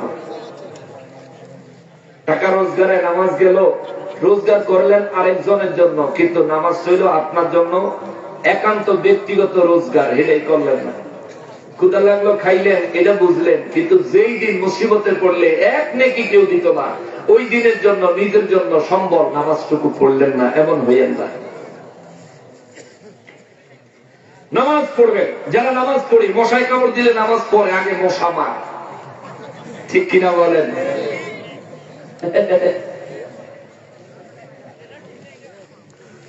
হায় হায়। হযরত আলী রাদিয়াল্লাহু তাআলা আনহু তিনি নামাজে দাঁড়াইছেন, যুদ্ধের ময়দানে পায়ের মধ্যে তীর বিঁধে গেছে। এই তীর খোলার জন্য সাহাবায়ে কেরাম তীরে ধরলেই আলী রাদিয়াল্লাহু চিৎকার দেয়। আমার নবী বললেন, অপেক্ষা করো, নামাজের ওয়াক্ত হোক, আমার আলী নামাজে দাঁড়াক। আলী রাদিয়াল্লাহু নামাজে দাঁড়ালেন, সাহাবায়ে কেরাম টেনে টেনে তীর খুললেন। আলী রাদিয়াল্লাহু নামাজের সালাম ফিরে বলে, আমার পায়ের তীরটা কোথায় গেল? সুবহানাল্লাহ, জোরে কন্যা সুবহানাল্লাহ। অর্থাৎ নামাজে এমন আত্মনিয়োগী আত্মমনোযোগী ছিলেন, তার পায়ের থেকে তীর খুলে ফেলা হয়েছে, আলী রাদিয়াল্লাহু টের পায় নাই। কিন্তু আলী রাদিয়াল্লাহু আরো একটা ঘটনা আছে। এই সূরায় আল্লাহ বলেন, আল্লাযীনা ইউকিমুনাস সালাতা ওয়া ইউতুনাজ যাকাতা, যে ব্যক্তি নামাজ আদায় করে এবং যাকাত দান করে, ওয়া হুম রাকিউন,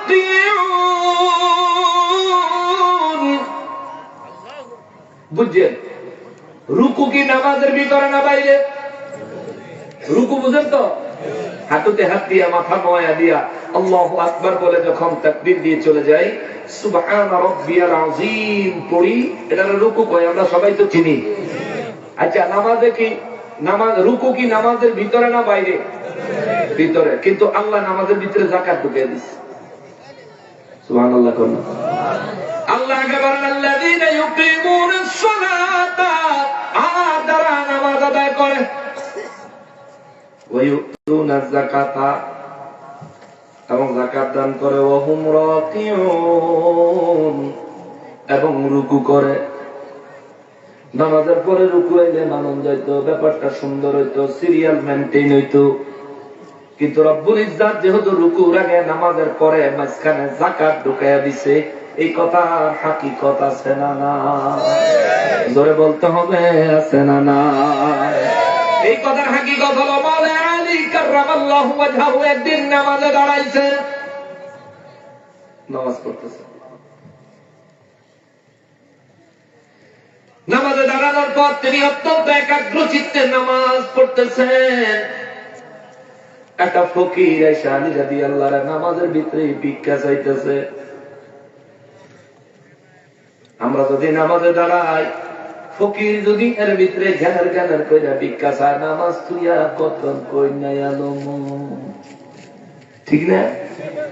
ল্যাপটপটা আমার কাছে জমা দিয়ে রাখছো, তুমি নামাজ পড়তে পারি না, কিন্তু মাওলানা আলী কাররামাল্লাহু ওয়াজহাহু তিনি নামাজে দাঁড়িয়েছেন। ফকির পিছন থেকে বারবার বারবার আলী রাদিয়াল্লাহু তাআলা আনহুর কাছে ভিক্ষা চাইতেছে। নামাজে একাগ্র চিত্ততা যতই থাকুক না কেন, বারবার কেউ যখন উদ্দেশ্য করে ডাকে, কিছু চায়, কিছু বলে, মনোযোগ সেদিকে যায় না। আলী রাদিয়াল্লাহু যার পায়ের থেকে তীর খুলে ফেললে টের পায় না, সেদিন কেন যেন আলী রাদিয়াল্লাহর খেয়াল ওই ফকিরের দিকে চলে গেছে। এর ভিতরে আলী রাদিয়াল্লাহু নামাজে রুকুতে গেছেন, ফকিরের ভিতরে নিচে দিয়ে হাত বাড়াইয়া দিছে। সুবহানাল্লাহ কান্না। আলী রাদিয়াল্লাহু নামাজে রুকুত গেছে, ফকির এর ভিতরে হাত বাড়াইয়া দিছে। ফকির নামাজ বুঝতো না, বেদিন ছিল, সে মনে বুঝে আলীর কাছে ভিক্ষা চাইছি।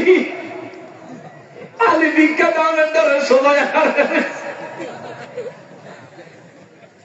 ভিক্ষা দানের ডরে বুঝি সোজা দাঁড়ায় রয়েছে।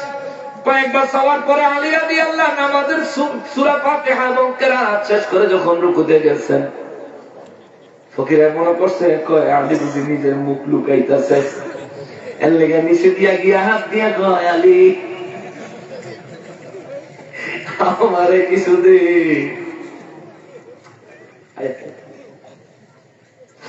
হায় হায় হায় হায়। আলী রাদিয়াল্লাহু তাআলা বলেন, তিনি নামাজের রুকুর ভিতরে থেকে আলী রাদিয়াল্লাহর হাতের মধ্যে একটা আংটি ছিল। সুবহানাল্লাহ। আলী রাদিয়াল্লাহর ওই আংটিটা রুকুর মধ্যে থেকে আঙ্গুল দিয়া ধাক্কা দিয়া ফকিরের হাতে ফালাইয়া দিয়েছেন।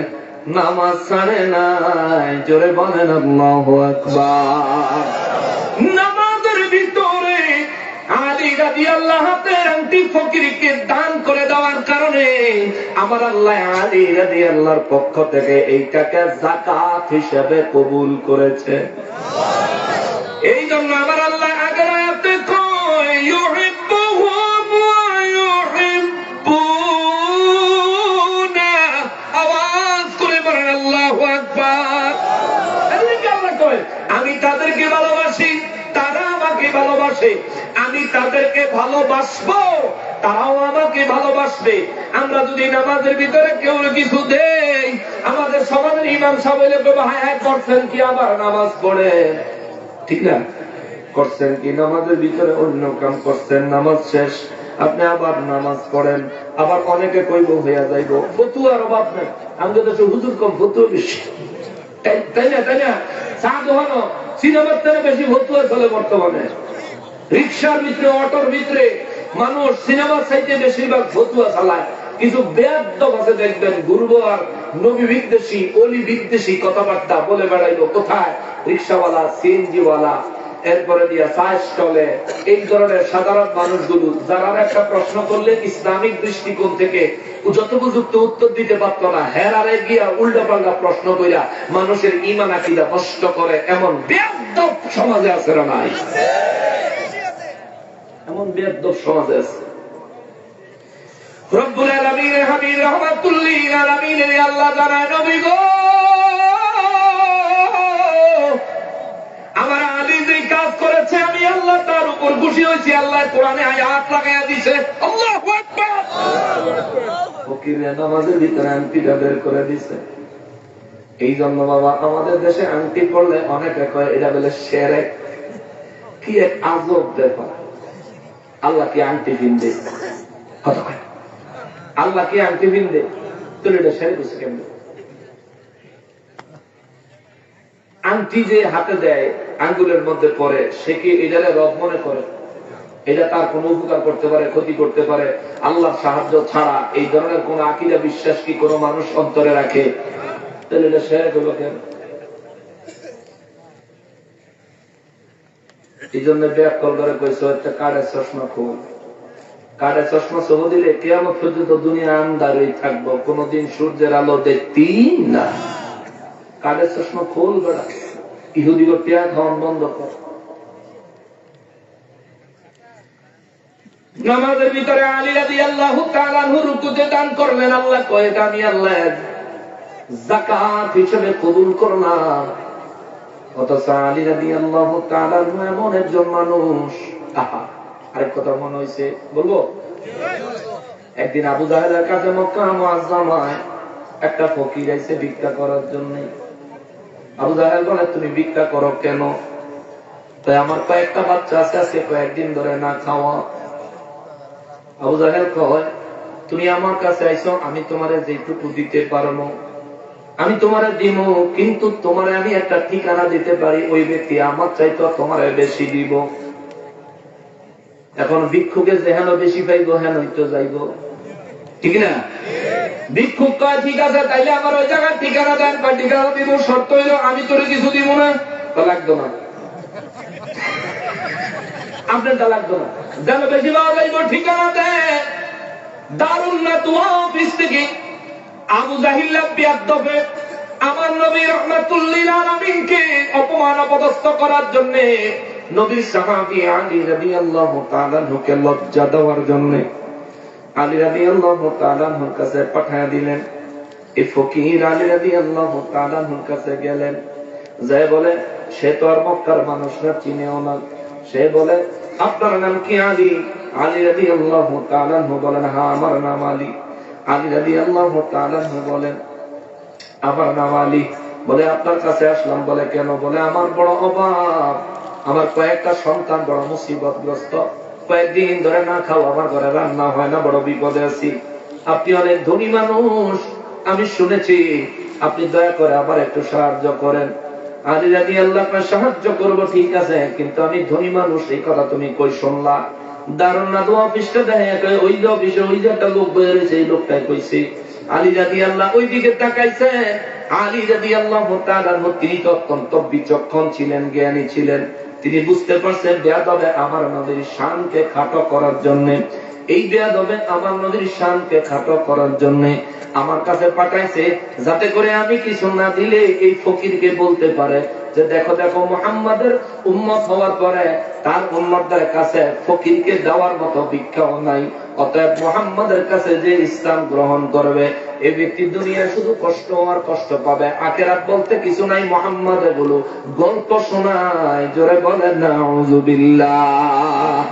আলী রাদিয়াল্লাহু তাআলা বুঝতে পারলেন, বুঝা আলী রাদিয়াল্লাহু তাআলা বলেন তাইলে দাঁড়ান। জমিন থেকে কিছু বালি নিলেন, বালি নিয়ে বালির মধ্যে কিছুক্ষণ কি যেন পড়লেন, আবার ফু দিলেন। বালির মধ্যে ফু দিয়া আলী রাদিয়াল্লাহু তাআলা মহিলারে বললেন, আপনি কিসের মধ্যে নিবেন? আপনি পাত্র পাতেন। মহিলা কয়, এক মুঠ বালু দিতেন, আপনি আমার বুঝি বোকা পাইছেন।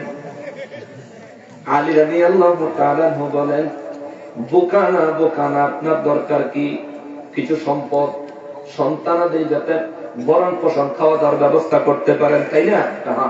আমি আপনাকে দিচ্ছি, আপনি পাত্র পাতেন। বালি হলে ফেলে দিবেন, যদি বালি না হয় তাহলে নিয়া রাহমাতুল লিল আলামিনের দরবারে যাবেন।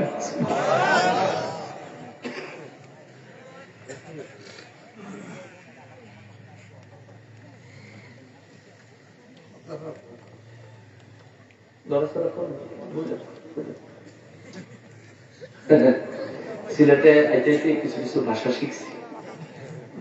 কয়েক বছর আগে সিলেটের ভাষা নিয়ে একটা বক্তব্য দিছিল, এটা নিয়ে আমার বিরুদ্ধে অনেক প্রভাকাণ্ড হয়েছে। সিলেটের ভাষাকে কখনোই অপমানজনক মনে করি নাই। ওই বয়ানটা ছিল 2 ঘন্টার বেশি সময়।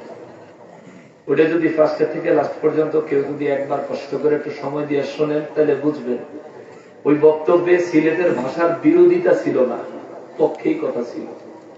কিন্তু চক্রান্তকারীরা চক্রান্ত করে আমার নিন্দার পাত্র বানাইছে, কিন্তু তাতে আমার কিচ্ছু আসে যায় না। আল্লাহর মেহেরবানি, আল্লাহ পাকের দয়া, দয়ার নবীর উসিলায়, আউলিয়া কেরামের সদকায়, আপনাদের ভালোবাসায় সিলেটের জমিনে এখন আল্লাহ আমারে রাখছে, আলহামদুলিল্লাহ। অতএব নিন্দুক তুমি নিন্দাই করবে, এটাই তোমার কাজ।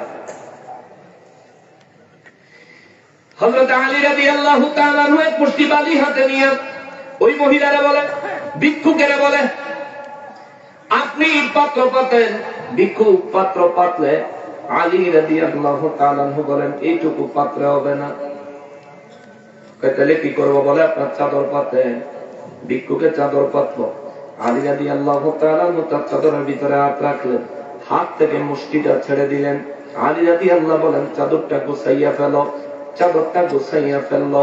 আলী রাদিয়াল্লাহু কয়, আমার দয়াল নবীর দরবারে এখন যাবা, তবে তার আগে যেই লোকটা তোমার আমার কাছে পাঠাইছে ওই লোকটার কাছে তো যাইবা, ওই লোকটারে যাইয়া দেখাইবা আমি তোমারে কি দিছি। এই ফকির বেটা চিন্তা করে, ফকির লোকটা চিন্তা করে, হায় হায় দেখলাম তো বালু দিল কি তাকে জানে, তবু যেহেতু কইছে হেন যায়। ফকির লোক দৌড়ে গেছে দারুন নাদু অফিসে। দারুন নাদু অফিসে যাওয়ার পরে দেখে এইভাবে সে যে দইরা রাখছে, তার পুটলিটা চাদরের ভিতরে আস্তে আস্তে বড় হইতেছে। সুবহানাল্লাহ। বড় হইতে মোটামুটি যদি চাদরের ভিতরে মুড়ি লন, মুড়ি ঠান্ডার মধ্যে কাপড়ের মধ্যে মুড়ি লইয়া একটু সরষের তেল মাখাইয়া খাইতে খুব মজা। আমরা ছোটবেলা খাইতাম। তো মুড়ির ফুটলো না এমনি দললে হেঁটে হইয়া যায় না। ফকির লোকটা এমনিতে তৈরি আবু জাহেলের অফিসে গেছে। আবু জাহেল কয় দিছে নি? কয় দিছে। ভাই কি দিছে? কয় যে কোষার মধ্যে আছে, চাদরের ভিতরে আছে। আবু জাহেল কয় তোরে কি দিল? ওই আলী তৈল এমন আলী নিজেই তো খাইতে পায় না, করে দিল কি? ফকিরে কয় আরেকজনের দিছে দেখতে আপনার হিংসা লাগে। সত্যি আলীর কিচ্ছু নাই, সে ভাত খাইতো ভাত পায় না। সে আমার ভাতিজা মুহাম্মদ, সেই গরিবের কাছে থাকে। নাউযুবিল্লাহ। কোন হ্যাঁ, মিললে খায় না মিললে খায় না, 3 দিন 4 দিন 1 সপ্তাহ উপাস থাকে। হে আলী তোরে কি দিব? বেটা দিছে, এই যে চাদর করে লইছি। কি দিছে দেখা তো দেখি।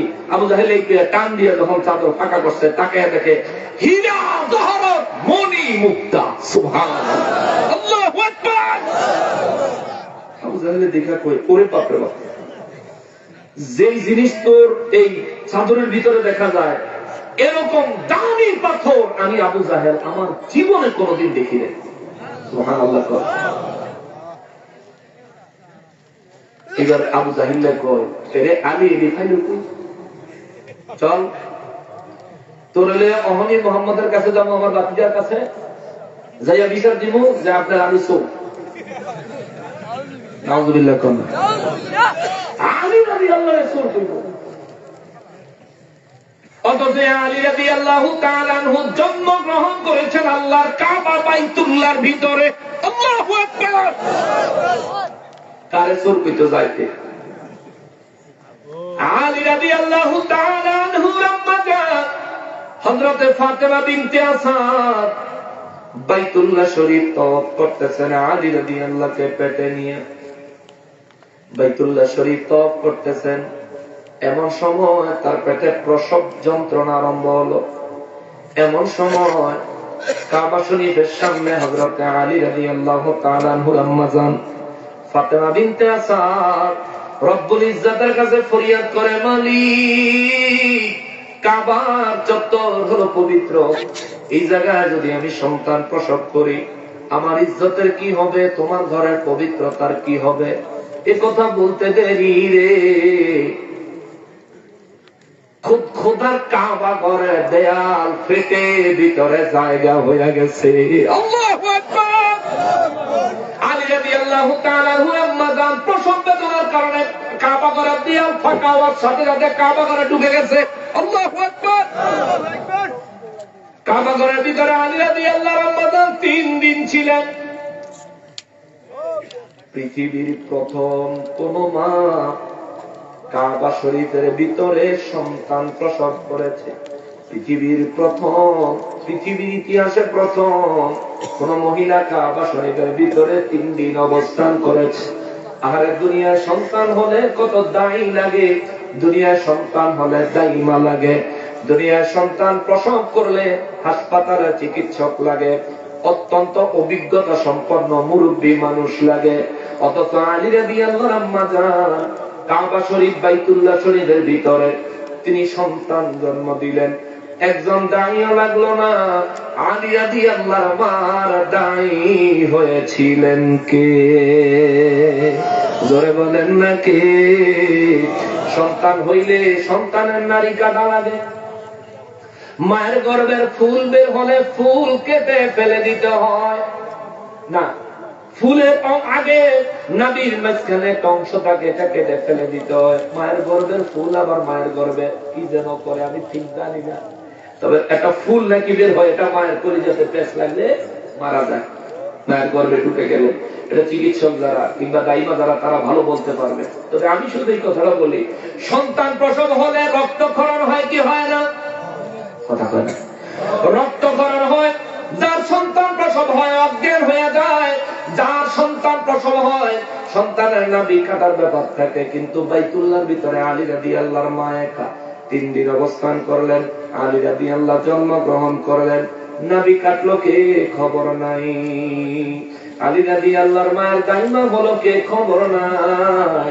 3 দিন পরে আলী রাদিয়াল্লাহর মা আলী রাদিয়াল্লাহু তাআলা হরে কোলে লইয়া বাইতুল্লাহ শরীফ থেকে বের হয়ে আসছেন। জোরে বলেন সুবহানাল্লাহ। এখন প্রশ্ন আসতে পারে, হুজুর আলী রাদিয়াল্লাহু তাআলা আনহু আম্মা জানের আমার রব্বুল ইজ্জত এত বড় দয়া কেন করলেন? এই কারণ আমার নবীর সাথে সম্পৃক্ত। সুবহানাল্লাহ। আমার নবীর বয়স তখন 30 বছর, দুনিয়ার হায়াতের বয়স। আলী রাদিয়াল্লাহু জন্মগ্রহণ করছেন 599 খ্রিস্টাব্দ অথবা 600 খ্রিস্টাব্দ অথবা 601 খ্রিস্টাব্দ, মতান্তরে 3টা মত আছে। তার মধ্যে 600 খ্রিস্টাব্দে জন্মগ্রহণ করেছেন, এটা মশহুর, এটা মশহুর। আর আমার নবীজি দুনিয়াতে মিলাদ হয়েছে 570 খ্রিস্টাব্দে। তার মানে নবীজি এবং আলী রাদিয়াল্লাহু তাআলা আনহুর বয়সের তফাৎ হলো 30 বছর। এই 30 বছরের ভিতরে 6 বছরের কালে নবীজির মা মারা গেছেন, একেবারে মা হারা বাপ হারা পুরোপুরি তিন নবী 6 বছর বয়স থেকে। তখন থেকে আলী রাদিয়াল্লাহর বাপে, আলী রাদিয়াল্লাহর মায়ে আমার নবীকে ভালোবাসতেন, মহব্বত করতেন, মহব্বত করতেন, মহব্বত করতেন। আমার নবীকে ভালোবাসার কারণে আলী রাদিয়াল্লাহর মতো সন্তান তার মায়ের গর্ভে আল্লাহ দিয়েছে। কাবার মতো জায়গা, প্রসবের জায়গা, হাসপাতাল আমার আল্লাহ বানাইছে। জোরে বলেন আল্লাহু আকবার। আমার নবীর সাথে সম্পৃক্ততা থাকার কারণে বুঝবেন যে আলী রাদিয়াল্লাহ কাবা শরীফে জন্মগ্রহণ করলেন, তার নাম আমার নবী নিজে রাখছেন আলী, আল্লাহর বন্ধু। জোরে কোন সুবহানাল্লাহ। কারণ কাবা ঘরে জন্মাইছে, যেহেতু আল্লাহর ঘরে জন্মানোর জন্য আল্লাহ ব্যবস্থা করে দিয়েছে, জন্য নবী তার নাম রাখছেন আলী। এবং এই ছোটবেলার থেকে নবীজি একেবারে কাছাকাছি আলী রাদিয়াল্লাহু তাআলা বড় হয়েছেন। 10 বছর বয়স যখন হয়েছে, আলী রাদিয়াল্লাহু তাআলা একদিন ছায়া দেখে আমার নবী বয়স তখন 40, আলী রাদিয়াল্লাহর বয়স যখন 10, নবীর বয়স তখন 40। তো তখন নবীজির এবং হযরত আম্মা জান খাদিজাতুল কুবরা রাদিয়াল্লাহু তাআলা আনহার বিয়ে হইছে। বিয়ে হওয়ার পরে নবীজি এবং আম্মা জান খাদিজাতুল কুবরা রাদিয়াল্লাহু তাআলা আনহা একসাথে নামাজ আদায় করছেন। আলী রাদিয়াল্লাহু এটা দেখে গেছে, সুবহানাল্লাহ। তখন গোপনে গোপনে ইসলাম পালন করেন নবীজি। আম্মা জান খাদিজা রাদিয়াল্লাহু তাআলা আনহা নিয়ে নামাজ আদায় করছেন। আলী রাদিয়াল্লাহু তাআলা দেখে ফেলাইছেন। তখন তিনি নবীকে ভালোবাসতেন প্রচুর, শ্রদ্ধা করতেন প্রচুর। জিজ্ঞেস করলেন, হুজুর এই কি করলেন? নবীজি বলেন, নামাজ পড়লাম, সালাত আদায় করলাম। কার জন্য? যিনি আমাকে এবং তোমাকে সৃষ্টি করেছেন তার জন্য। নবী বলেন, আলী আমি তোমাকে ওই রবের ইবাদতের জন্য, ওই রবকে রব হিসেবে মেনে নেওয়ার জন্য ঈমানের দাওয়াত দিচ্ছি। জোরে করুন সুবহানাল্লাহ। আলী রাদিয়াল্লাহু তাআলা আনহুকে আমি ছোট মানুষ, কখনো সিদ্ধান্ত নিব, আচ্ছা আমি আমার আব্বার লগে আবু তালেবের লগে কথা কইব। আবু তালেব নবীজির চাচা, আলী রাদিয়াল্লাহু তাআলা আনহু নবীজির চাচাতো ভাই। বাবার লগে বুঝালে, আব্বার লগে বুঝালে, আমরা দেশের বলা পাই বন্ধুয়ে মাল খাইতো কইলে কি এর বাপ কি এর মা জায়গা, ইয়াব্বা ট্যাবলেট খাইতো, দাঁত চুরি করে খাইতো, ঠিক কিনা বলেন? আলী রাদিয়াল্লাহু তাআলা আনহু ইসলামে দাওয়াত দিবেন খুব রাহমাতুল লিল আলামিন। তিনি বলেন, আব্বার লগে বুঝালি, বাবার সাথে বুঝালি। আলী রাদিয়াল্লাহু ঘরে চলে গেছে, চিন্তা করে আব্বার লগে যদি বুঝতাম যাই, আব্বা যদি মানা করে,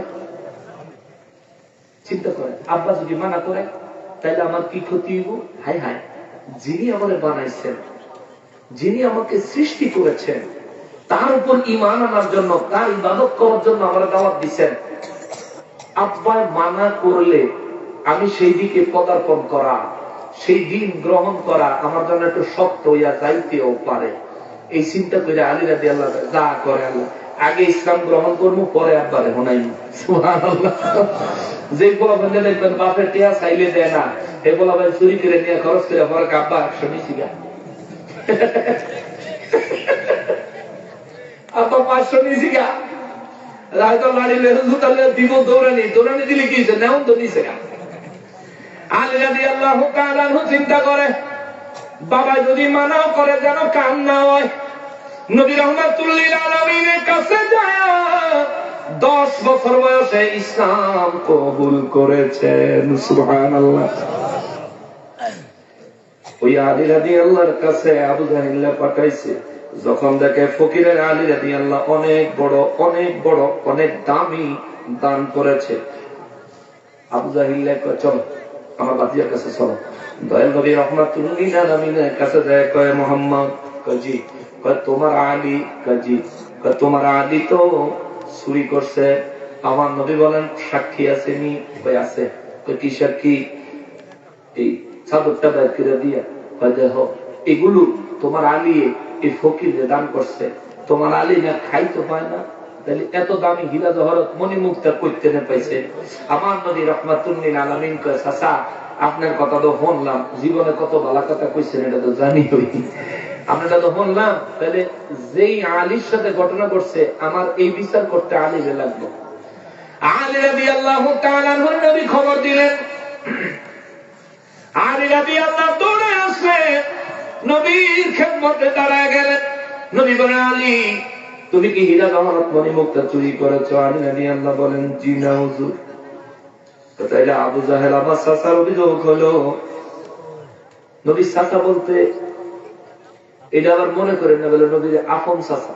না না না, আবু জাহিল্লার মা আবু জাহিল্লার লগে লইয়া নবীজির দাদা আব্দুল মুত্তালিবের কাছে বিয়ে হয়েছে। মানে আবু জাহিল হইল আরেক বেড়ার সন্তান, বিবাহিতই ছিল না। না না, দুঃখিত, বিবাহিত ছিল না। আবু জাহিল্লার মায় উল্টা কাম কইরা আবু জাহিল্লার জন্ম দিছে। এই জন্য মক্কার মানুষ আবু জাহিল্লারে জ্ঞানী মানত, কিন্তু কাবা শরীফের কোন দায়িত্ব, জমজমের কোন দায়িত্ব, হাজিদের কোন দায়িত্ব আবু জাহেলের দিত না। কাবা শরীফের চাবি আমার নবীর কাছে থাকতো, জমজম কূপের পানির দায়িত্ব, হাজিদের খেদমতের দায়িত্ব কুরাইশ বংশের অন্যান্য লোকেদের কাছে থাকতো, কিন্তু আবু জাহিল্লার কাছে থাকতো না। এটাই ছিল আবু জাহেলের আমার নবীর সাথে দুশ্মনীর প্রধান কারণ।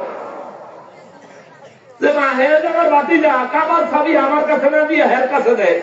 আছে না কিছু চাচা বাতিজা গুলোকে হিংসা করে, কথা কয় আছে না? এমন করেন না।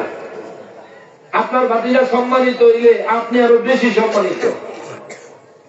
অমুকের চাচা, চেয়ারম্যানের চাচা, মেম্বারের চাচা, এমপির চাচা, সম্মানটা কিন্তু কম না। অতএব হিংসা করেন না। আবু জাহিল্লার প্রধান হিংসাই ছিল এটা। হেতারে সবাই মক্কা মুআজ্জামা সবাই জানতো এটা আনন্দরা। এটা সত্যি কথা। আমি কালকে কইব দেখছেন হুজুরে কি গাল দিল, এত কত বালা সারাদিন একটু ঘুরে দেখে হ্যাঁ কি পরিমাণে গাইল। এটা তো গালি না, এটা সত্য কথা। আসলেই আবু জাহেলের মায়ের গর্ভে অবৈধ সন্তান ছিল আবু জাহেল। এই জন্য মক্কার কেউ তারে গুরুত্বপূর্ণ কোন দায়িত্ব দিত না। তো আবু জাহিলে নবীর কাছে বিচার নিয়ে গেলে আমার নবী আলী রাদিয়াল্লাহকে ডাকলেন। আলী রাদিয়াল্লাহু আনলেন, আলী তুমি কি চুরি করছো? জি না ইয়া রাসূলুল্লাহ, আমি চুরি করি নাই। তাহলে তুমি ফকিরকে এই জিনিস দিছো করতে? আলী রাদিয়াল্লাহু বলেন, হুজুর বেয়াদবি নিয়েন না, যদি ফকিরকে একটু জিজ্ঞাসা। সেই বলুক ফকির কয়, হুজুর আলীর কাছে যায় যখন কিছু চাইলাম, হ্যাঁ আমার কিছু কইল না, জমিন থেকে কিছু মাটি অর্থাৎ পাথর টাথর গুঁড়ে টুড়ে এগুলি হাতে নিল, কি যেন কইলে ফু দিল, আমার কইলো চাদর পাততে, আমি চাদর পাতলাম, সে আমার চাদরে দিয়ে দিল।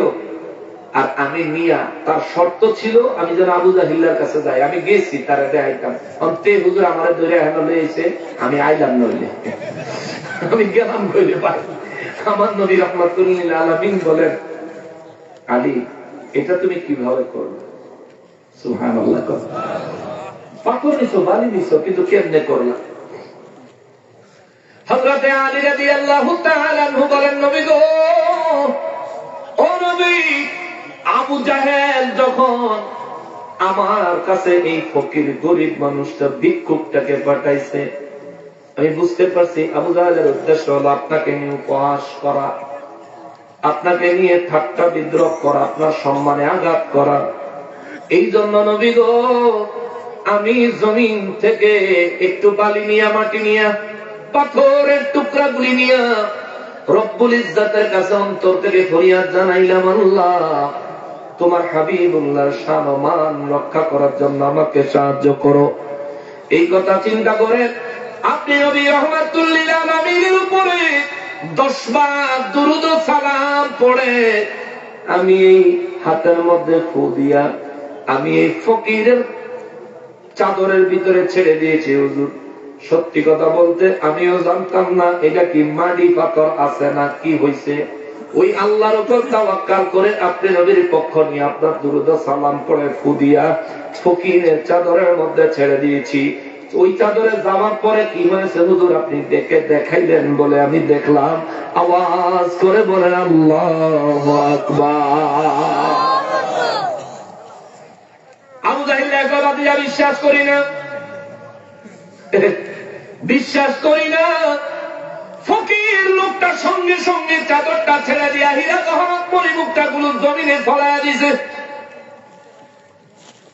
আবু জাহিল কয়, তোর আবার কি হইছে?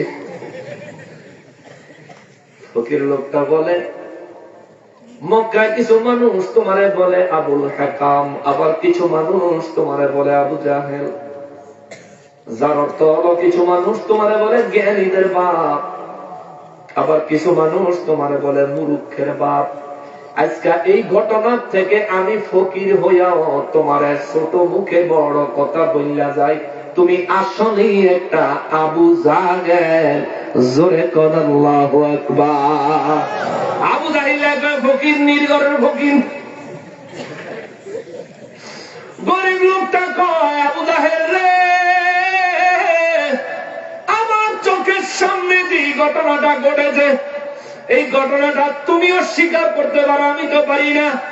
যে নবীর শানে দুরূদ ও সালাম পড়ে বালিতে পাথরে ফু দিলে রব্বুল ইজ্জত ওইটাকে হীরা জহরত মণিমুক্তার দামি পাথরে পরিণত করে দেয়।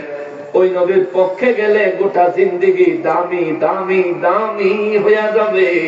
ইয়া রাসূলুল্লাহ, দেরি করিয়েন না, এক্ষুনি আমার কালেমা পড়ায়া মুসলমান বানায়া দেন। জোরে বলেন সুবহানাল্লাহ। ফকির মুসলমান হয়ে গেছে। আবু জাহেল এই খারা অহমি করে দে, আমার বাতিজার কত বড় ভণ্ড। জোরে কন্না নাউযুবিল্লাহ। দৌড়ায়া কিছু দূর পিছনে গেছে, যায়া মুষ্টি কিছু পাথর লইছে, লইয়া কয়, এই মুহাম্মদ, তুমি সত্যিকারের নবী হইলে বলো আমার হাতে কি আছে।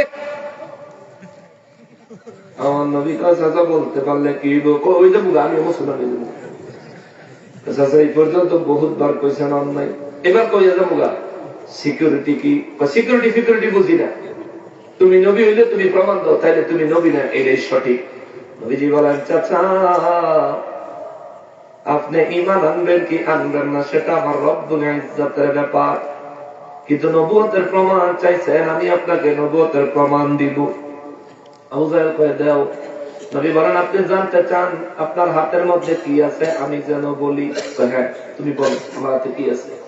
আমার নবী বলেন, চাচা গো, আপনার হাতের মধ্যে যে বস্তুটা আছে, ওই বস্তুটা যদি স্বীকৃতি দেয় আমি আল্লাহর রাসূল, সুবহানাল্লাহ, তাইলে চলবো নি। আবু জাহেলকে চলবো মানে দৌড়াইবো, শুধু চলতো না, দৌড়াইবো। নবী বলেন, আবু জাহেলের হাতের মধ্যে কি আছে জবাব দাও। আবু জাহেলের হাতের ভিতর থেকে পাথরের জবান খুলে গেল। পাথর বলে, আসসালাতু ওয়াসসালামু আলাইকা ইয়া রাসূলুল্লাহ, আশহাদু আল্লা ইলাহা ইল্লাল্লাহ ওয়া আশহাদু আন্না মুহাম্মাদার রাসূলুল্লাহ।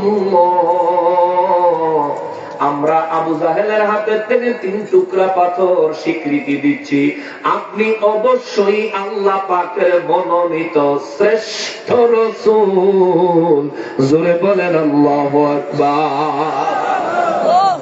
এত বড় মর্যাদাবান আলী, যিনি বাইতুল্লাহ শরীফে জন্মগ্রহণ করলেন, 10 বছর বয়সে ইসলাম কবুল করলেন, জীবনে কোনদিন গুনাহের কাজে পা দেন নাই। ওই আলী রাদিয়াল্লাহু তাআলা আনহুকে শহীদ করে দিল যারা মুসলমান নামাজি। আব্দুর রহমান ইবনে মুলজিম নামাজে সিজদা লাগাইছেন, এর ভিতরে জবাই করে দিয়েছে। তাহলে নামাজি দেখলে পাগল হয়ে গেল। কিছু নামাজি আছে গরু চুরি করে। ওরে জাতির কাছে প্রমাণ আছে, ওরে জাতির কাছে প্রমাণ আছে, ওহাবিরা গরু চোর। চোরের গোষ্ঠী চোরের মেলা মিলাইছিল মুর্শিদপুর।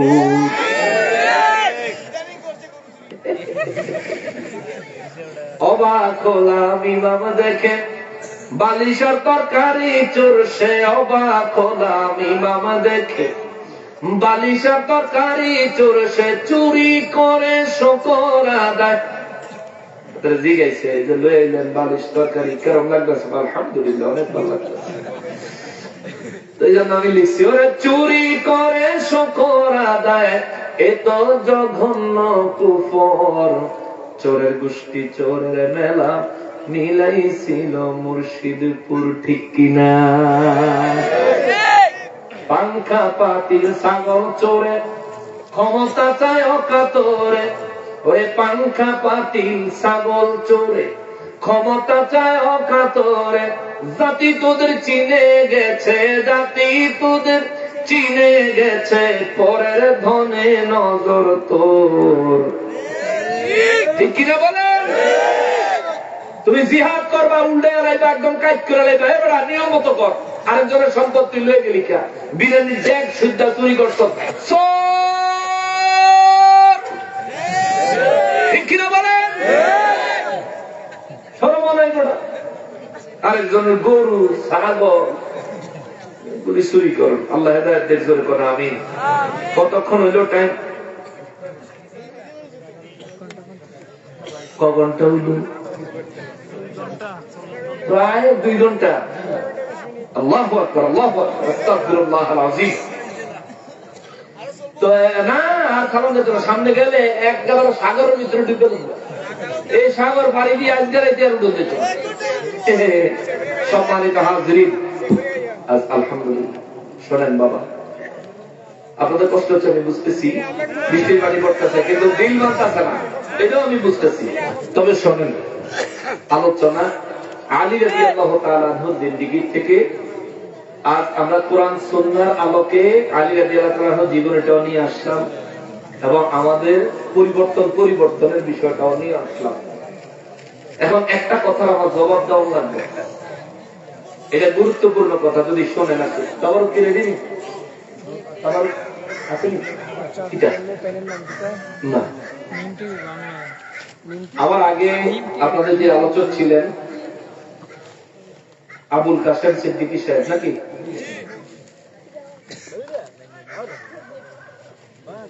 উনি বেশ কিছুদিন আগে আমার একটা প্রোগ্রামের জন্য বাদেশ্বরে ফোন করছিলেন।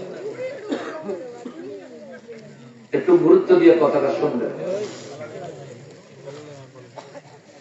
আজকের মাহফিলে আসার আগে আমি সব টাকা নিয়ে গেছি। যেদিন দাওয়াত দেয় সেদিন বলে দেয়, অর্ধেক টাকা অ্যাডভান্স দিয়ে দিবেন, অর্ধেক টাকা মাহফিলের আগের দিন দিয়ে দিবেন। মাহফিলের দিন কোন টাকা পয়সার কোন লেনদেন নাই, টাইম দিবেন, টাইম মতো হাজির হবো, আইসা মাহফিল করবো, হাসি খুশি আনন্দ চিত্তে চলে যাবে। মাহফিলের শেষে তো দিবেন আগে দিয়ে দিয়ে। 2 কারণে, এক হইল সাথে ক্যাশ টাকা লেনদেন করি না, রাত ভর রাস্তায় চলতে হয়, দেশের অবস্থাও ভালো না। 2 নাম্বার বিষয় হইল যে অনেক মাহফিল কমিটির মাহফিলের আগে সব ঠিক, মাহফিল শেষ হইলে আটটি হাত হয় না। যেমন কিছুদিন আগেও এই ইদানিং কালে দেখবেন, খুব সম্প্রতি 2-4-5-6 মাসের ভিতরে দেখবেন ফেসবুকে বিভিন্ন আলেমরা, এমনও কিছু আলেমরা মাহফিলের ব্যাপারে দুঃখ করে কাঁদতে কাঁদতে ফেসবুকে লাইভ করছে। আপনারা কেউ দেখছেন কিনা আমি জানি না। এবং আমাদের মসলকে, সুন্নি মসলকের আলেমরা কাঁদতে কাঁদতে চোখের পানি ফেলছে। আমার জীবনে বহুত ঘটনা ঘটছে, এগুলো কারো কাছে বলি না, বলবো না। এমনি এমনি এরকম হই নাই, আমাদেরকে এরকম বানাইছেন আপনারা। তো ওনার একটা প্রশ্ন রেখে গেছেন, যে প্রশ্নের উত্তরটা যদি না দেই তাহলে আমি একটা অভিযুক্ত থাকবো প্রত্যেকের দিলে। উত্তরটা হইল, উনি ফোনেও আমার এই কথাটা বলছেন যে আপনি যে অ্যাডভান্স টাকা নিবেন মাহফিলে, যদি আপনি আগে মারা যান তাইলে টাকার কি হবে? তা আমি ওনাকে জবাব দিছিলাম যে মাহফিলের আগে আমি মরে যাবো এই চিন্তা করে তো অ্যাডভান্স নেই না। অ্যাডভান্স নেই যে দাওয়াত দিল, হ্যাঁ যদি মরে যায় তাইলে আমার বাড়িতেও দিব কে? খালি আমি নি মরতাম পারি, হেবেড়া মরতারে না, কথা কোন হেবেড়া মরতারে না। প্রত্যেকের জন্যই তো মৃত্যু যে কোনো মুহূর্তেই আসতে পারে। এই কথা বেচারা মনে বেজায় কষ্ট পেয়েছে। তা আমি বললাম, ভাই আপনাকে একটা নিশ্চয়তা দিতে পারি, আমার অ্যাডভান্স হিসেবে যে টাকা দিবেন এটা জমা থাকবে। আমার সিম এত এই কি বলে, আমার বিরুদ্ধে এত কষ্টের দিন আমি পার করছি, এত কষ্টের সময় আমি পার করছি, আমার বিরুদ্ধে এত চক্রান্তের সময় আমি পার করছি, কিন্তু আমি আমার মোবাইলের সিম পাল্টাই নেই। আমাদের আলেমরা কিন্তু অনেক সময় বিভিন্ন কারণে সিম চেঞ্জ করে ফেলতে হয়, বিভিন্ন কারণে। আমি সিম পাল্টাই নাই। আমি বললাম, ভাই আমি যদি মারা যাই আমার সিম খোলা থাকবে, আপনি ফোন করবেন, তারিখ বলবেন, আপনি যে টাকা দিচ্ছেন, কিভাবে দিচ্ছেন, বিস্তারিত বলবেন, আপনার টাকা রিটার্ন হয়ে যাবে যদি আমি বলে যাই। কিন্তু আপনি বললে দেখে বলবেন। আচ্ছা, এরপরেও আপনার কথার উপর আমি চিন্তা করে আপনার মাহফিলে আমি যাইতে পারবো, কিন্তু মাহফিলের শেষে এমনও জীবনে ঘটনা ঘটছে, মাহফিল শেষে কমিটির মোবাইল বন্ধ, যে দাওয়াত দিছে তে নাই। এখন মাহফিল কমিটিরও দোষ নাই, কমিটি তো হুজুর যে আপনাকে দাওয়াত দিছে আমরা ওনার কাছে হিসাব কিতাব সব বুঝাই দিছি, কারণ আপনার যাতে উনি লেনদেন করেন এটা বুঝাই দিছে, কিন্তু হেবাটা তো আর নাই। এখন আমি মাহফিল শেষ করে রাত্রে বাজে 2টা 1টা, এই সময় কি আপনার এখানে আপনার এলাকায় আমি টাকার জন্য দাঁড়ায় থাকতে পারবো? পারবো না। এটা কেমন দেখা যাবে?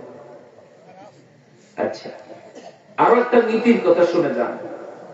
আজকে আমার এখানে 10:30টায় আলোচনা ছিল, আমি ঠিক 10:30টায় এসে উপস্থিত হয়েছি এই আপনার এই বাড়িতে। যারা রিসিভ করে নিয়ে আসছে জিজ্ঞেস করে দেখেন, একদিনে একটা মাহফিল করি যাতে কলিজা ভরে ওয়াজ করতে পারি, একটা মাহফিল করি, একাধিক না। আমি এখনো পর্যন্ত এই নীতিটা ধরে রাখছি, জানি না কতদিন ধরে রাখতে পারবো। আগামী বছরের প্রোগ্রামের অনেক অনেক চাপ, চেষ্টা করতেছি যে একটাই রাখবো, বেশি রাখবো না, একটাই রাখবো, বেশি রাখবো না। আমার আব্বারও কথা, বাবা একটাই রাখবো, এর বেশি রাখলে তাড়াতাড়ি বুড়ো হয়ে যাবে। আমার আব্বার কথা, কারণ পরিশ্রম বেশি হয়ে যাব, শরীর খুব দ্রুত বৃদ্ধ হয়ে যাবে। তো এটা আব্বার কথা, পরিস্থিতির কারণে অনেক সময় দেখা যায় হয়ে ওঠে না। এখনো পর্যন্ত একটাই মাহফিল রাখি, আপনাদের একটা মাহফিলের জন্য আসছি, একটা মাহফিল শেষ করে আবার চলে যাবো, আল্লাহ যদি সহি সালামতে নেয় ইনশাআল্লাহ। আগামীকালকে আবার প্রোগ্রাম হলো আপনাদের মৌলভীবাজার কমলগঞ্জ, আগামীকাল একটাই মাহফিল। আমার ফোনটা আমি রিসিভ করি সরাসরি, কারণ আমি যেমন বলে দিই আমার টাকার আগে দিবেন, তো কর্তৃপক্ষ যদি ফোন করে আমার না হয়, তার মনের মধ্যে তো একটা চিন্তা ঢুকে। এই জন্য আমার ফোন আমি রিসিভ করেছি, যতবার ফোন করছে আমি রিসিভ করছি। ফোন রিসিভ করতে না পারছি, আমি নিজে ফোন ব্যাক করছি যখন ফ্রি হয়েছি, কথা বলছি। মূল কথা হইল, আলেমরা টাকা নিল, প্রোগ্রাম করলো, দিনের খেদমত করলো, টাকা দেওয়ান লাগবে, যদি না দেন এরা কেমনে চলবো, দিনী প্রতিষ্ঠান কেমনে করবো, ভবিষ্যতে কোরআন সুন্নাহর বাগান কেমনে বানাইব, টাকা লাগবে বাবা, টাকা দেওয়ান লাগবে।